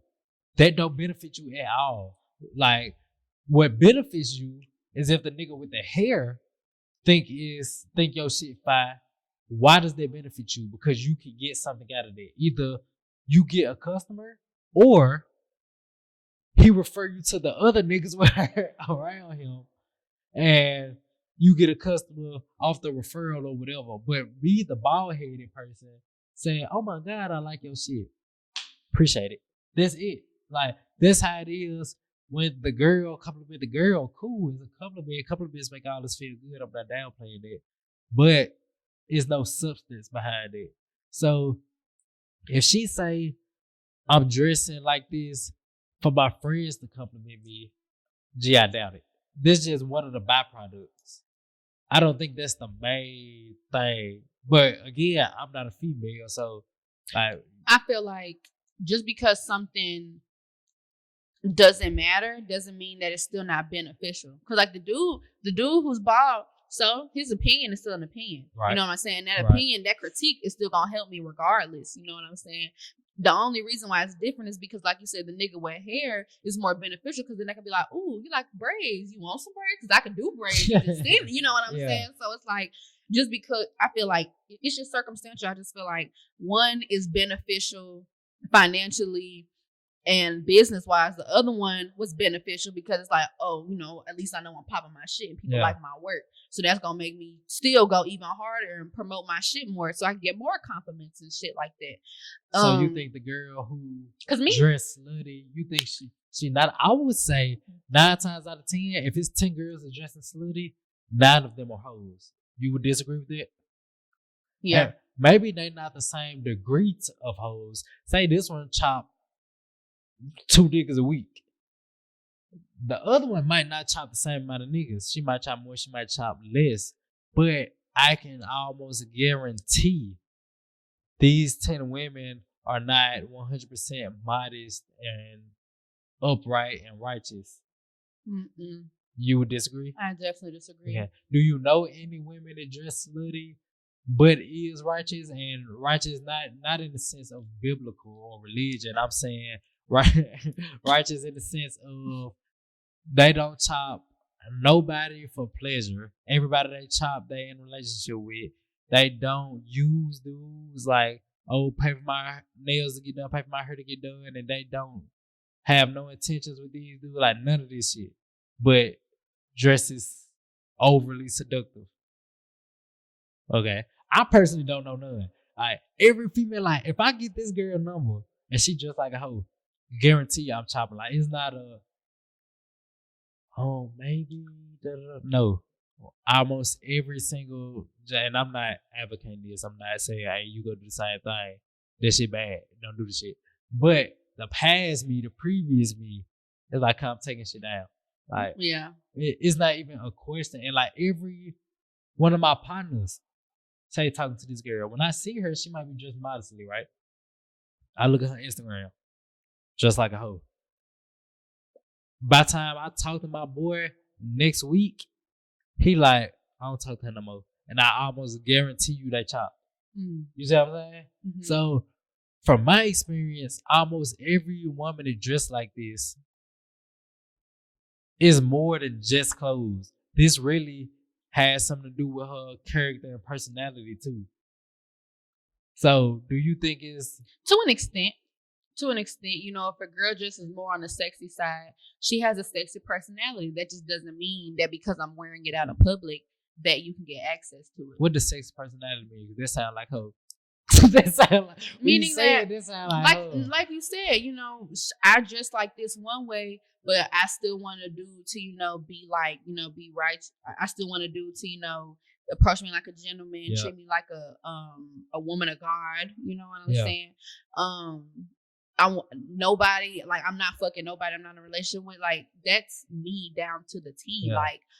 Like one night, like literally, I'll be up in my room, you know, listening to my music. It's like, I don't want to wear, like, well, I know I want to wear something with my titties out because I want my titties to be out because my titties are cute. I want my thighs to be out because I know my titties. I mean, I know my thighs are nice. You know what I'm saying? But it's like I'm going out like that because that's how I want to go out. It's because I want, you know, I just want to show them off before I get old and I can't no more. You know what I'm saying? Like I'm 21. Say if the dude see you, say any dude or whatever, he sees you, and this not a dude who just trying to fuck or whatever, this a upright dude. Do you think he would approach you in a way of, I want to make this woman my wife? This is what I tell females, because I tell them all the time, I'm not trying to fuck you, so I'm gonna keep it a buck with you, like, and what I think is for your best interest. If you want a solid dude, most females will get mad if a dude fucks them and leave. He done lied to you, like, man, I really want you to be my girl, da da da da. And he know you not fucking dudes, it's not your dude. So he played a whole game with you for however long. As soon as y'all make it official, y'all fucking, he leave. They will piss you off, right? For sure. Okay. So since they will piss you off, what I tell people is, but don't put yourself in a situation to even give somebody the thought process that they will be okay. Because say you're not a slut, but you dressed in these clothes, like you said, to show it off while you're young. I got you a perfect example. It's this dude, I only flirt with him when I'm tipsy, when I'm drunk, when I'm drinking. Okay. Only time. Like, I be doing shit purposely. Like, I be teasing him. You know what I'm saying?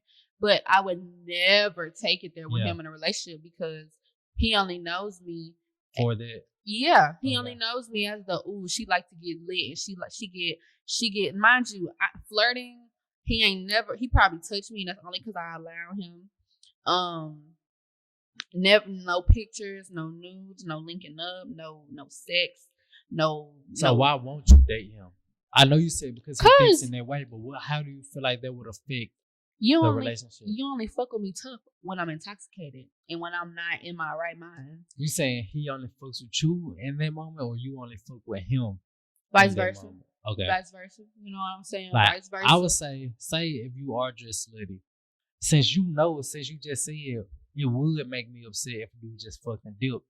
Since you know that would make you upset, what I say is don't dress slutty, because if you dress slutty, more dudes would think I'ma just fuck that and leave that alone than I'ma take this as a wife. Cause say like they don't know you yet, right? For sure. They just see you If they see you dressed like a hoe, say every other girl they know dressed like this and they hoes. You a good girl, but you dress like the hoes. And a dude mind is smart to group you with them. You see what I'm saying? Not try to decipher which one of these is just the same but magically different. No. I know all 9 of these girls hoes. You look exactly like them. You a hoe. Like this just the thought process of a dude. So since to the hoes, what he gonna do? Fucking dip. Not take them serious. These not his girl. If you don't want that to happen to you, I say, why dress like that? Right. You see what I'm saying? Like, if you know, like, this gonna piss you off, and you know you not equivalent to them, why dress like them and get the same outcome? But guess what? That's what I just said. I just said that dude who I only flirt with when I'm intoxicated. Yeah.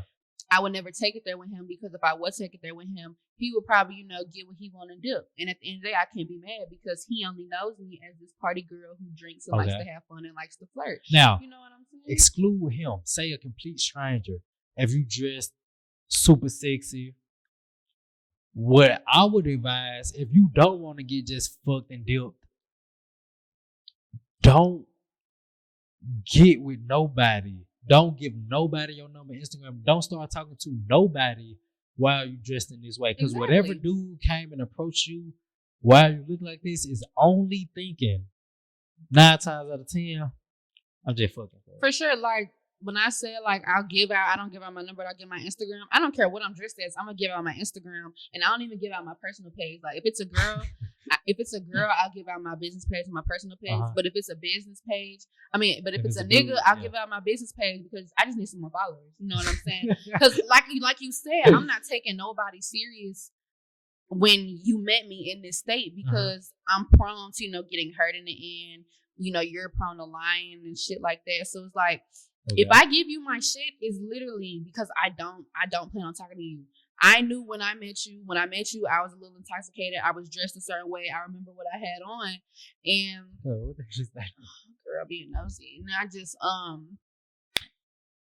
I wouldn't if I give you my shit, I don't give my number out plenty of times. And really the only reason I give my shit out is because I don't want a nigga to bop me in the fucking hand and set my car on fire. You know what I'm saying? Bogus. So if I'm dressed in a slutty way and I give my number to somebody, because my thing is, if you know we're right here, why do you keep looking back?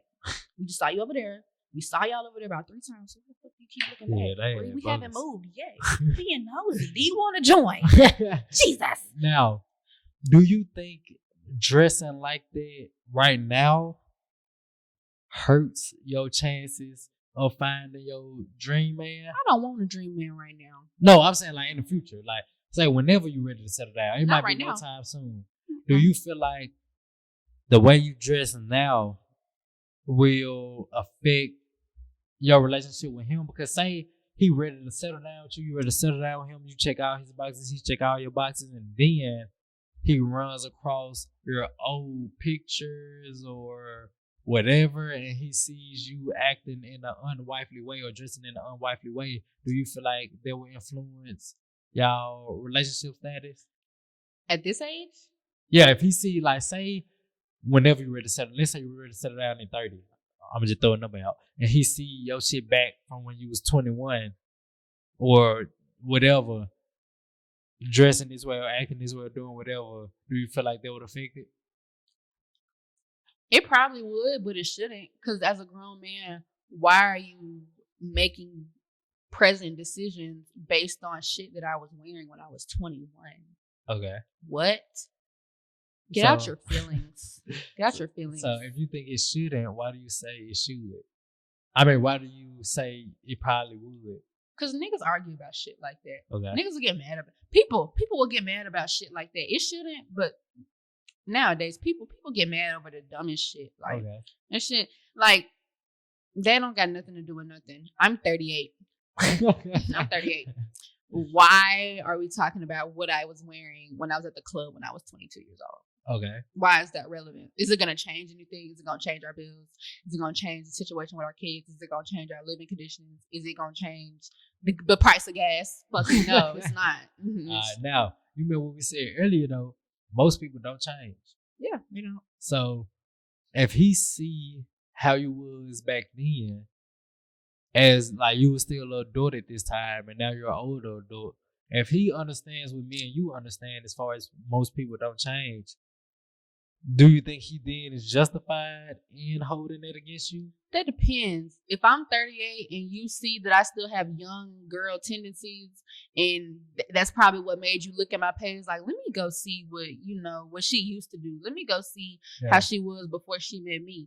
But like, what if you're fully mature now? That's what I'm saying. But like, if I'm 30, if I'm 40, and you see, I got my stable job. I'm a great mom. Okay. I'm consistent. I'm responsible.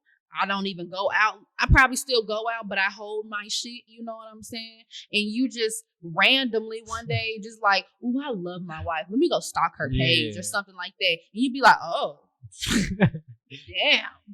I know she got down like this. That shouldn't affect it because obviously I've learned from my experiences and I left it in the past. Those pictures from this point on are completely professional, and you see me in real life. You see me at home. You see me at my worst. If we're living together, you see me at all times of the day. So you should already know. Oh, like I don't see this person are completely two different people. Yeah. And as long as that's the case, you don't talk to me about shit I was doing when I was 22. Now, this example I used previously, I think I asked somewhat of a similar question. I said, if you're at a car lot, let's say two 2020 Scats, both of these look exactly the same color, same material, same engine, same everything. These are the exact same cars. You get the Carfax. One car has been in 6 wrecks. It almost was totaled one time. It got turned into a steamer before they recovered it. Cool. You see this other car just had one little dent on the back left side. That's it. Yeah. But now both of them are fully refurbished. But looking at the Carfax, which one would you be more willing to spend your hard-earned cash on? The one that been through hell? Come on now. Or the one that just had the little fender bender? Come on now. Come on now. So that's what I tell women and men. Like, for the most part, all of us want to get married one day. All of us want a family one day. Do your best to limit how much damage you go through right now. Because if I'm the candidate choosing to pick which girl, just like I'm choosing to pick which car, I'm going with the girl who been through less bullshit, ran through less niggas, been through less trauma, been through all this other stuff. I want the girl with the shortest Carfax list ever. You want a girl that ain't been through life. She don't know what the fuck to do. That bitch panicking. Okay. That too. You can't judge a person based off the shit that they go through. Like this situation is completely different for cars because you probably had a girl that probably got left on the side of the road that been dealing with every relationship she in is domestic violence and it's not her fault. Yep. She just happened to choose badass niggas, get in fucked up situations. She was just so happened to get pregnant. Now she got all this baggage, and that's because she went through life. She did. Sometimes people go through life by doing right by people. Okay. Like just because she done been through all this shit don't mean like, ooh, she done got fucked over by this nigga that. And what y'all get is basically summarized as like, oh, she a hoe. But it's like, no. I wouldn't even say she a hoe. I would say she got a lot of going on. Let's say like what you said, bruh, she was right in these situations. Yeah. She wasn't being a hoe. She committed to niggas. This nigga cheated on her. This nigga beat her. She went to another nigga. This nigga cheated. This nigga beat her. Like, so she wasn't being a hoe. She just, left this relationship, went to that one, like, cool. Life just be hitting her. So that's all.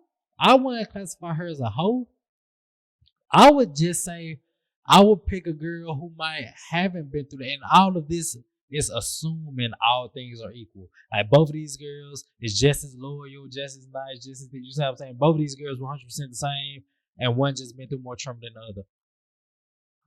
Assuming it's like that, the reason I would pick the girl that has been through less is because that other trauma, them other past experience she been through, I have to deal with it. Mm-hmm.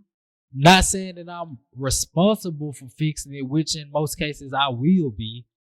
Even if I'm not, I still have to deal with it. So let's say if her trust issues fucked up. Let's say if she's overly defensive because her other dudes ran over her. Let's say she is trying not to give her opinion when I ask her questions because the other nigga did that and he beat her. Like, I have to deal with this shit. Yeah. You see what I'm saying? It makes it harder for me. And I'm not faulting her. You see what I'm saying? I'm not like saying, oh, it's her fault. She better know. Like, I'm just saying, if I want to choose which one I would prefer, which one would be easier and best for my relationship, it would be the girl with less trauma because it's less shit that I have to fix that I didn't even break.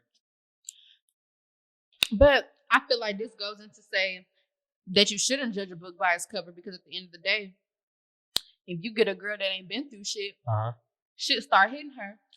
This bitch spazzing out. She don't know where to start. She don't know what to do. Now that shit is your problem too. Yeah. That she not stressed, not trauma, not trust issues, all this shit that she's spazzed out about. She just got fired. She don't know how she gonna find another job.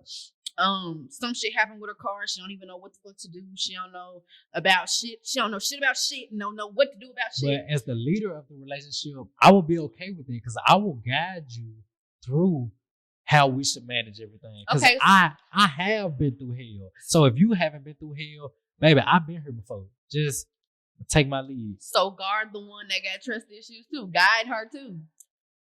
I'll say this. Since you're a leader and shit, guide her too. I'll say this. If she's willing to be led, okay, I will. The problem is a lot of women that have been through things, they are more likely to take on the mindset of I got it. You see what I'm saying? Is this the case for all females that been through shit? No. I know some females with war stories and they still the most nicest, submissive, sweetest women ever. Like, you wouldn't even be able to tell they went through what they went through. That's cool. But for the most part, if a woman has to go through these war stories, she has more of a I don't need nobody attitude. You feel me? So are you a guider or a fighter? Will you guide somebody before you fight for them? Because that's what you're gonna have to do. Why am I fighting for them? That depends. Like when I say fighting, I don't mean that, oh no, you need to be with me. What I'm saying is to guide them through their trust issues, you might have to fight for it a little bit. To a certain extent. I won't overextend. For sure. But at least try. Will you try? Will you fight? Is that an option? Or are you just a guiding type of nigga? I would say more of just a guiding person than a fighting person. Like, if I had to make a percentage, I would say 80 guiding, 20 fighting. So guiding is where you stop at. But if I got to fight for you, you're doing too much. I wouldn't say you're doing too much, but maybe this is just like we're not all the way compatible with each other. Like, say if through learning, through studying, through experience, I know to handle this situation like this. You might not be used to handling this situation like this, which is perfectly fine. I'm going to teach you. We're going to talk about it. I'm going to make sure I communicate properly, articulate everything I'm trying to articulate so you completely understand where I'm coming from. Then that's just the teaching part. Now we have to do the practice. We have to apply what we just talked about. That's a whole nother obstacle, which is fine. It's expected. Now, as we're going through this applying obstacle, I know you won't perfectly get it. Cool. This the fighting part. Because I'm understanding. No matter what the fuck I just taught you, and no matter how I put it to you, you're not finna, okay, I magically got it. Nah, because it's a learning curve. Cool. Yeah, for sure. I won't put up with this learning curve for long, though. That's why I say it's only a 20% fight. The guidance was me teaching you, was me being patient with you, was me making sure you understand everything, and me literally walking you, holding your hand, walking you through whatever we're facing. That's the guiding part. You only get a few times for me to hold your hand through it, and you turn back and go the other way. For sure.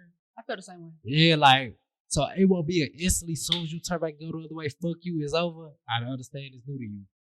I But once I won't gotta give you repeat too it, many. like, Yeah, too many, I won't give you too many excuses. Yeah, for sure. So, Especially if you're not really, putting in the effort. Yeah. I'm putting in the effort to try to make you put in the effort. And bitch, I'm not gonna be the only one putting in effort. Like, I don't eat pork. My girl ate pork fucking every day. When we got serious, I'm telling her, gang, like, you can't eat pork. Like, it's that simple. Like, it's not up for debate. Like, I'm not gonna be with nobody seriously and end up taking this person as my wife if we're not compatible in certain areas. You feel me? But it's not a forceful thing. It's not like, you better stop eating pork. Da, da, da. I tell her, look, babe, this what I stand for, this what I don't stand for. Are you willing to abide by the things that I stand for? She said yes. All right, cool. Let's move forward. That would have been a deal breaker for you? Yeah, because it don't matter right now. Just me and you, it don't matter. The problem is when you have kids, every parent tries to input their ideologies on the kid. For sure. If I'm teaching my kid don't eat pork, this is the science behind pork, this is why you shouldn't eat it, this is what it do to your body, this is what it do productive wise, da da da, and I break it down to them. And you teaching them, baby, it's fine, da da da, it's just food, da da da, and you cooking it for them, whatever. Or they see you eating it, even if you try not to impose it on them, they try to take after their mama, who they look up to. Problem. You see what I'm saying? No, we're not doing this shit. So it don't matter right now. How long y'all been together? 6 months. And you might have made that girl give up pork. The reason you don't even know if you want to marry her yet. You done made that girl give up pork. The reason I did it is because, for one, you want to do who's smarter than you and who love you, right? Okay. So if I know better and I understand certain sciences is knowledge she don't understand, if I allow her to keep doing that, that means I don't love her. If I know better and I know this harms you, now allow you to keep harming yourself, that voids the second part of me not loving you. If I do love you, but I don't have the knowledge, that means I'm not wise. So you just said you want to do this wise and you want to do the love you. So if I allow her to eat pork, I'm either not wise enough or I don't love her enough. You loved her enough to tell her. And you also have to love her enough to let her make her own decisions. Hell nah. You can love her enough to be like, babe, look, pork be fucking us up. And I don't feel like, because I care about you, I just don't feel like you should be eating it. Yeah. But at the end of the day, that's her decision. If she want to fuck up her system, if she want to keep fucking up her body, because some people try to give up meat and they can't because, their body's so used to that shit. You know what I'm saying? So it's like, not saying that's the case all the time, but I feel like as long as you love them enough to get your opinion out there and bring it towards them, whatever they decide from that point on don't got nothing to do with proving your love to them or proving that you love them or nothing. Let's say a toddler. If this toddler is playing with an electrical outlet, that's different. Would you tell the toddler? Is so different. Would you just tell the toddler, hey babe, don't do that? And when they go back to do it, would you just allow them? No. Because you love this toddler. That toddler don't believe fat meat greasy. Let him get shot. He'll stop. Some people gotta learn that way. Some people don't learn until they fuck up. Let's take it to a more extreme input. Let's say not an outlet. Let's say this toddler is playing with scissors. Okay. You won't just say, hey, stop. This is not good for you. That's unsafe. Put it down. And after you say that, if they keep doing it, you won't just say, well, I told them, I showed them I love them. No. You gonna say, gang, I love you so much. I don't want nothing to happen to you so much. I don't even give a fuck if I have to be forceful. I'm not allowing you to do this shit. Give me an example without children. Children don't know what's best for them just yet. My girl don't know what's best for her. She never studied the science of food. And I'm not saying she's incompetent. That's why she don't know what's best for her. She just never took the time out to study this shit. Mm-hmm. I have. You see what I'm saying? So since I have a knowledge you don't have, baby, don't just take my word for it. Let me show you how this shit killing you, cuz. You see what I'm saying? Mm-hmm. After I show you, I give you an ultimatum. But you either gonna keep doing it or stop. If you keep doing it, it ain't really too much for us to rap about. Because this not gonna be a one-off. This is a mindset of yours where you stuck in your ways and you're not willing to change. I don't need that type of woman around me because I'm gonna continue to change and continue to find ways to kill bad versions of myself and open up new versions. So if you're not willing to do the same, we're not compatible. You feel me? Like I don't care what it is. It can be food, it can be exercise, it can be something mental, spiritual, whatever. I'm gonna continue to develop and grow. If you're not willing to do that, yeah, we straight. All right. I feel that. That's your deal breaker. Yeah, Everybody got a deal breaker. Yeah, but like it ain't even just the pork thing. Like my deal breaker is with it with everything. Like if I identify a way for us to grow and get better, and I present that to you, and you're not willing to adapt, you're not willing to take this challenge on, but it's not gonna work.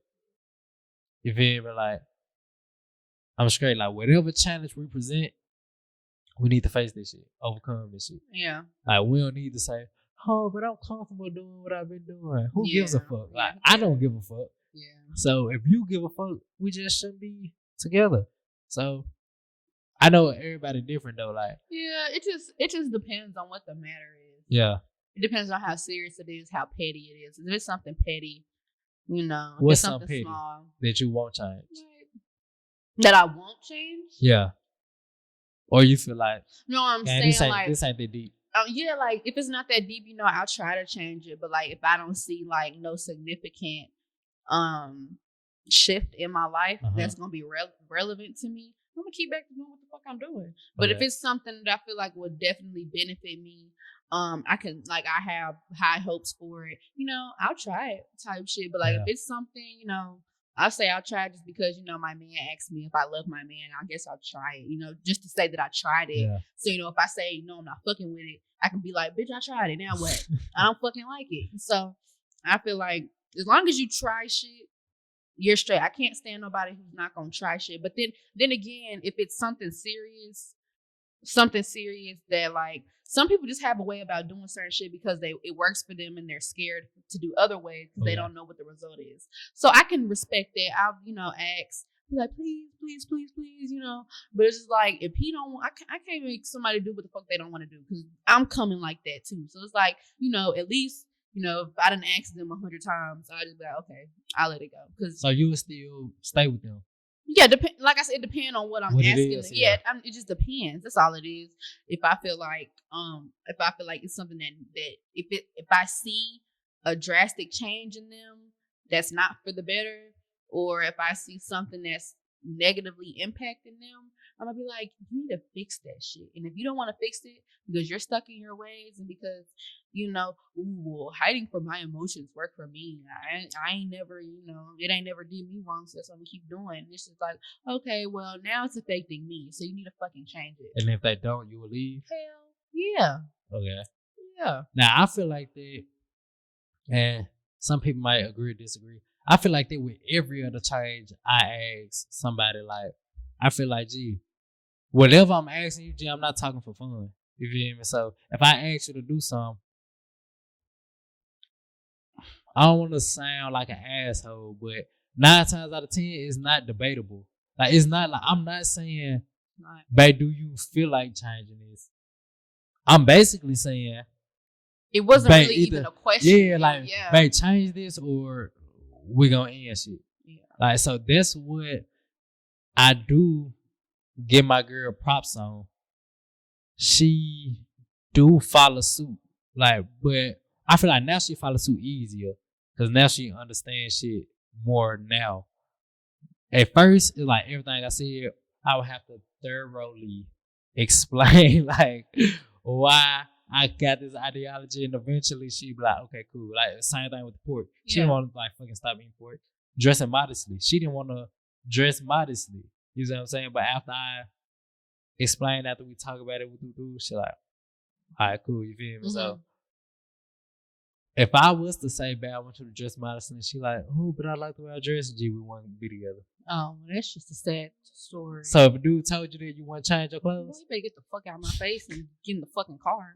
Well, if he she like getting in the car. Depending on where we going. Like, I feel like, what if y'all going anywhere? He be like, hey, babe, your cleavage is showing, your ass showing. Depends. Like, change this shit. Depends on how much and where we're going. Some, each location has an amount of body that you should show. If we're in a place that's very formal, you know, you need to act like you have class, you know, act like you got some home training.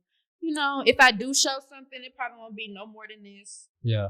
I'll probably just show this, you know what I'm saying? If I'm at a club, you hear me, like, you know, it just depends. But like, so what if you say, babe, you go to a club and your cleavage out like that is over with? I'm talking about this a nigga to check all the boxes. This is not just a bogus nigga you just start talking to. Would you leave your dream nigga? Would you risk y'all relationship ending over cleavage?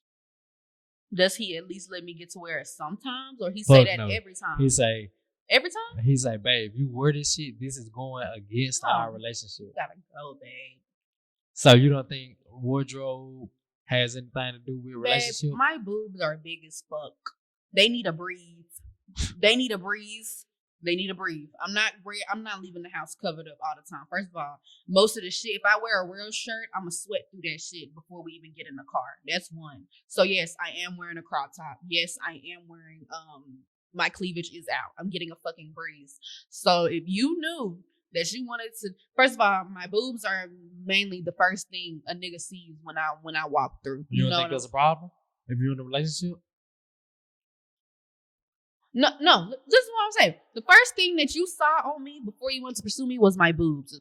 You probably looked at my face, you know, depending on, you know, how much my face card was given that day. But most of the time, you're looking at my body in the same time. So if you knew that you wanted to pursue me and you wanted this girl with these big ass titties, why the fuck would you ask me to cover them up now that I'm yours, sir? So you saying a dude that want a modest girl or a girl to dress modestly, he shouldn't pursue a girl with big titties?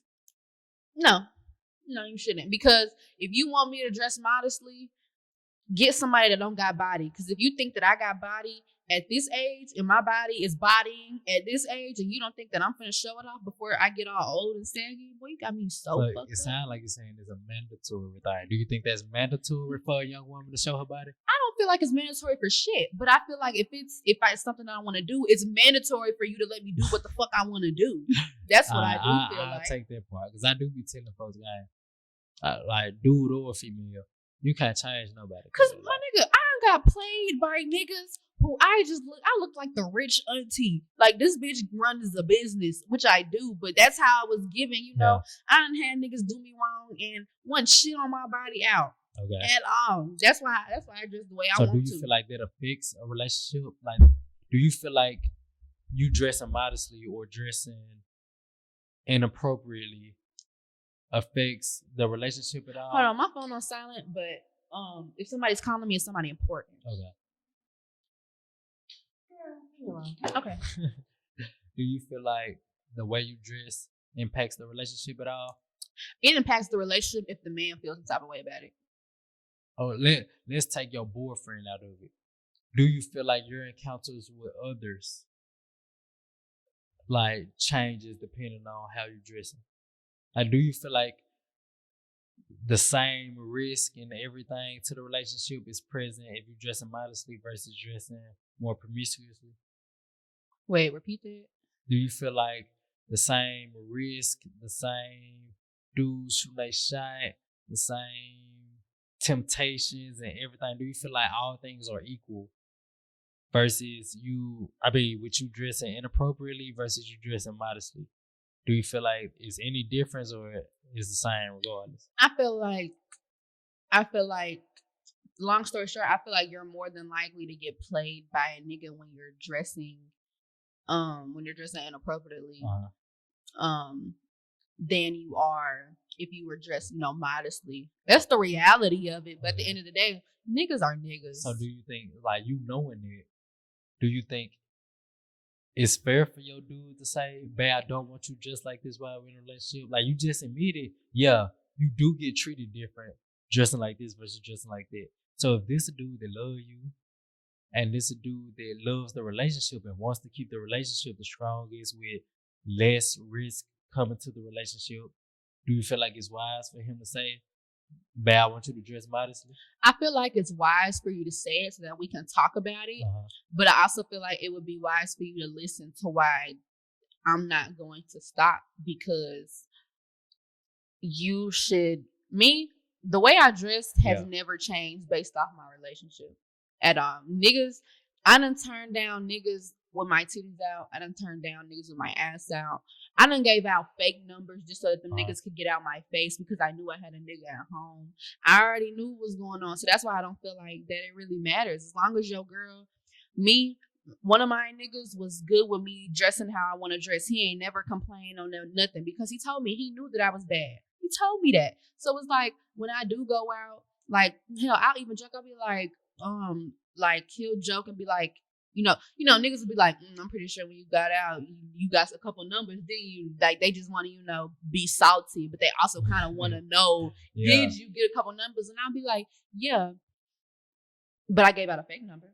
Boy, for sure, I would have a heart attack if I asked it and my girl leads the sentence with yeah, bruh.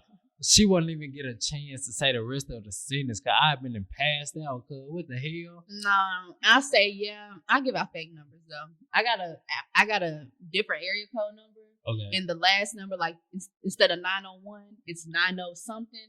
So like I'll just say my actual number, but I'll say 901 instead. So they'll be like, oh, we in Memphis, so her area code is Memphis. You know what I'm saying? I'll be like, yeah, but it be fake. I tell my nigga, I be like, look, I don't know what these niggas would do. So I be like, yeah, I give out my number, but if you see me giving out my number to a nigga, like I'll be like, if you ever put somebody to spy on me and they told you I gave somebody a number out, tell that nigga to call that phone and watch it be an unknown fucking number. It's not gonna go to my phone type shit. Like me, that don't got nothing to do with nothing. Me dressing, like I said, because me, the reason why I don't feel like you telling me you don't want me to dress a certain way is wise is because I know me. Mm-hmm. I know that I done turned down so many niggas. I done entertained niggas thinking that they had a chance, knowing they didn't. I just wanted them to get the fuck out of my face type shit. So you telling me that's cool. I can get you pissed away. I probably would too. My nigga always taking his shirt off everywhere we go. Why the fuck are you doing that? You know what I'm saying? I'm not saying it's wrong for you to do that. But as long as you see, if you ain't never had no hiccups out of me, you ain't never seen me acting weird, you ain't never seen me giggling in my phone, you ain't never seen me showing this nigga too many attention, I ain't never slipped up on none of that shit.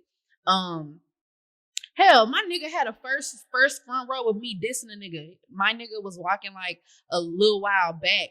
Like you wouldn't be thinking that we're in a relationship. Mm-hmm. Dude thought I was by myself. He over here trying to talk to me, and I curved that nigga. Okay. I didn't even say I got a nigga. I didn't say none of that.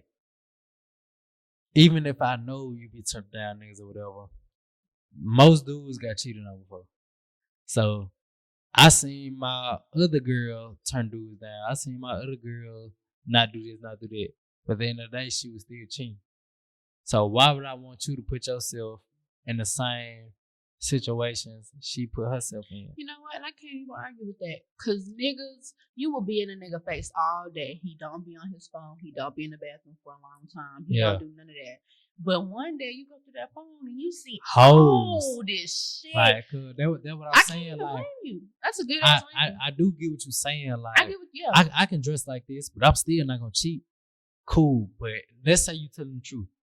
The only people that 100% know for a fact you telling the truth is you and God. Yeah. Your dude can't do nothing but hopefully take your word. You see what I'm saying? Like, and hope you telling the truth.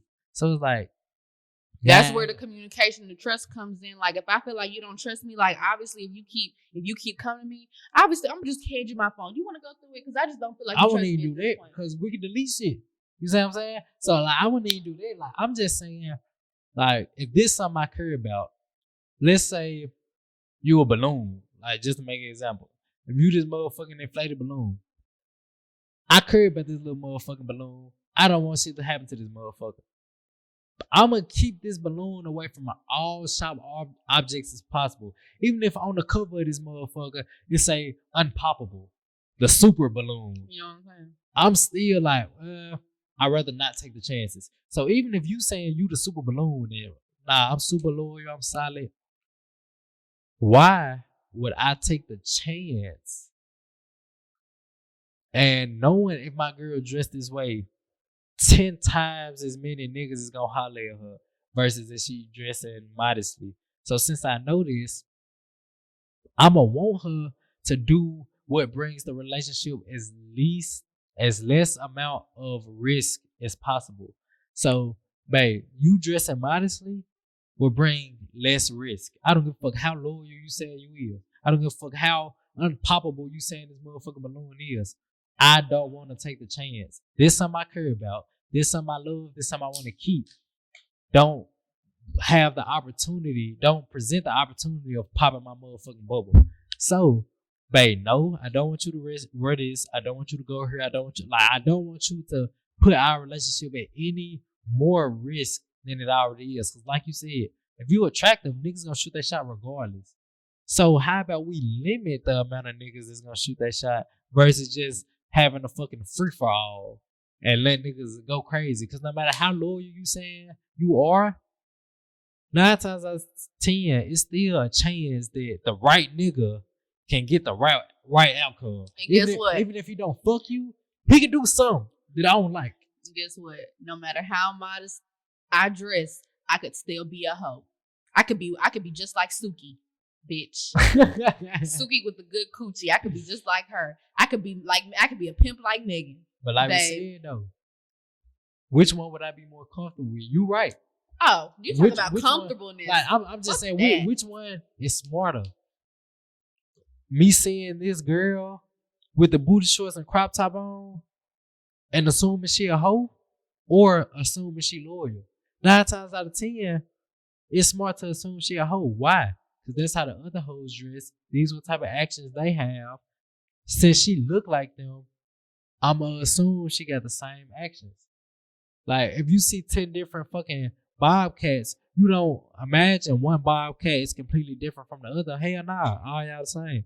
So if all these women over here loyal and they dress modestly, then this other girl dressed modestly, well, I might be wrong, like you said, but I would have a higher success rate putting her with the modest women if she's dressed modest versus putting her with the hoes.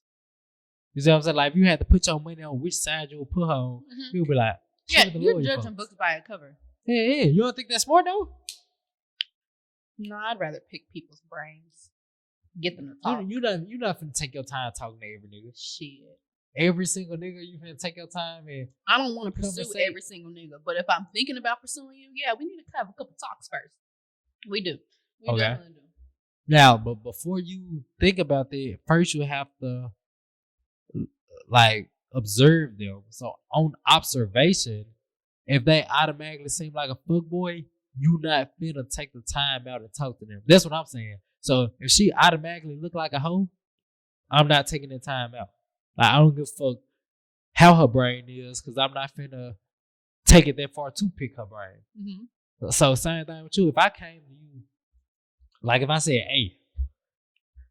hey, mother, I might be the best nigga you would have ever had in your fucking life. But since I approached you wrong, off perception, you like, fuck nigga. Yeah. Right, not even that you're a fuck nigga. I just don't want to talk to you. I'm just going to keep walking. So, not that I feel like you're going to fuck me up mentally or emotionally. It's just that, I'm not responding to that. Okay. So, under no circumstances, you're not changing the way you dress. Mm-mm. At least not right now. Why are you still young? No, fuck that. No, I'm young. Plus, I'm not what age do you think? Do you think you would ever be willing to do that? Yeah. If so, what age? Whenever I'm settled down with my kids. So it's after you already have kids. When I say settled down, I mean like a year in. Because baby, once them 6 weeks is up and the bitch can go out, I'm not saying back poverty. Yeah, not saying I'm gonna wear the exact same thing that I would have wore when I was in my 20s, but I'm still gonna wear something of the sexy sort. Okay. You know what I'm saying? But once I get into that mode, like, okay, I'm in full mama mode. I'm in full, gotta go to the practices, the games, you gotta be a wife, gotta do all that. Yeah, the wardrobe needs to modest up a little bit. But it's a process. Like right now, we're like, fuck life. By the time I get to my late 20s, I'll probably be like, okay, maybe it's good to cover up for a couple of days, it's good to cover up sometimes, when I'm in my 30s, kind of like, okay, Now I'm pregnant. I don't even want to show no skin type shit. Got to get back in that confidence, you know. And then after that, it's like, okay, I'm finna go out. I'm finna put something on, you know, make me feel like, you know, I still got it. But then after that, you know, I'm not finna be one of them 35-year-old. Depending on how I look when I'm 35. You hear me? It depends on how I look when I'm 35. But still, I feel like when you get to a certain age, some shit don't need to be worn. If it's not like a costume or like some type of party. So even if you like 35, 40, you wear a 6-ass costume? Yeah. Okay. I see my mama 6-ass costume. I'm whooping ass. I don't care. I don't want to hear no explanation. I'm whooping ass. Couldn't be my mama. You mean your son? No, I'm saying you couldn't be my mama's son. Baby, she wouldn't hear none of that. My mama was all that. All that. She wasn't trying to hear none of that. I'm talking about heels, stripper heels. I'm talking about some ladies know when to sit down. Okay. Some don't though, and that'd be the problem. Some don't. Okay. Now, we ended on that note. We don't want to stay here all day, chop it up all day. Now, before we get out of here, do you have any question, whether it's for me, it's like a question on dudes in general, like why the fuck like do you got anything you want to say or whatever before we wrap it up? It's funny you asked me that because I was just on the phone with my friend and we were just like, why do niggas do certain things? And it's like, honestly, I just don't feel like that's something that we should understand. The shit that goes on in niggas' heads is just like beyond me. So no, it's nothing that I want to ask because no matter how you explain it, I'm still not gonna get it because no, ladies, a lot of things aren't meant for us to understand. Niggas act the way they do because who knows? They're probably not going to change. 9 times out of 10. 9 times out of 10. And you don't want to be the one to change them because, baby, that's a whole nother story. Man, you're going to go through hell. Man, what? You might as well just leave them how you found them. All right, now, before we get out of here, say, yo, Instagram, whatever, Instagram, Facebook, whatever, however you want folks to reach you or whatever. State this shit. We stated everything else at the beginning. All right, y'all. Again, my name's Key. My personal page is Key Cash, 2 I's and 2 H's. My business page is Cash Collections by Key. That's all K's. Yeah, that's all K's. That's all. On Facebook, I'm Kiara Lance, Kiara Lance, Lance. I be on Instagram more than likely, so definitely hit up my Instagram. I only be on Facebook to fuck around, and I really don't even because baby, the girls like to tussle on Facebook. And I'm not one of them. But yeah, y'all. So if you ever need your hair done, come book with me. I'm not one of them. So don't even ask. I'm not a scamming ass, trifling ass, stanky ass girl. I treat my clients very well, so I really think y'all should go fuck with me. Yes, sir, Ski. All right, y'all. I'll holler at y'all on the next episode of the Don't Be a Viking podcast. Get over with me.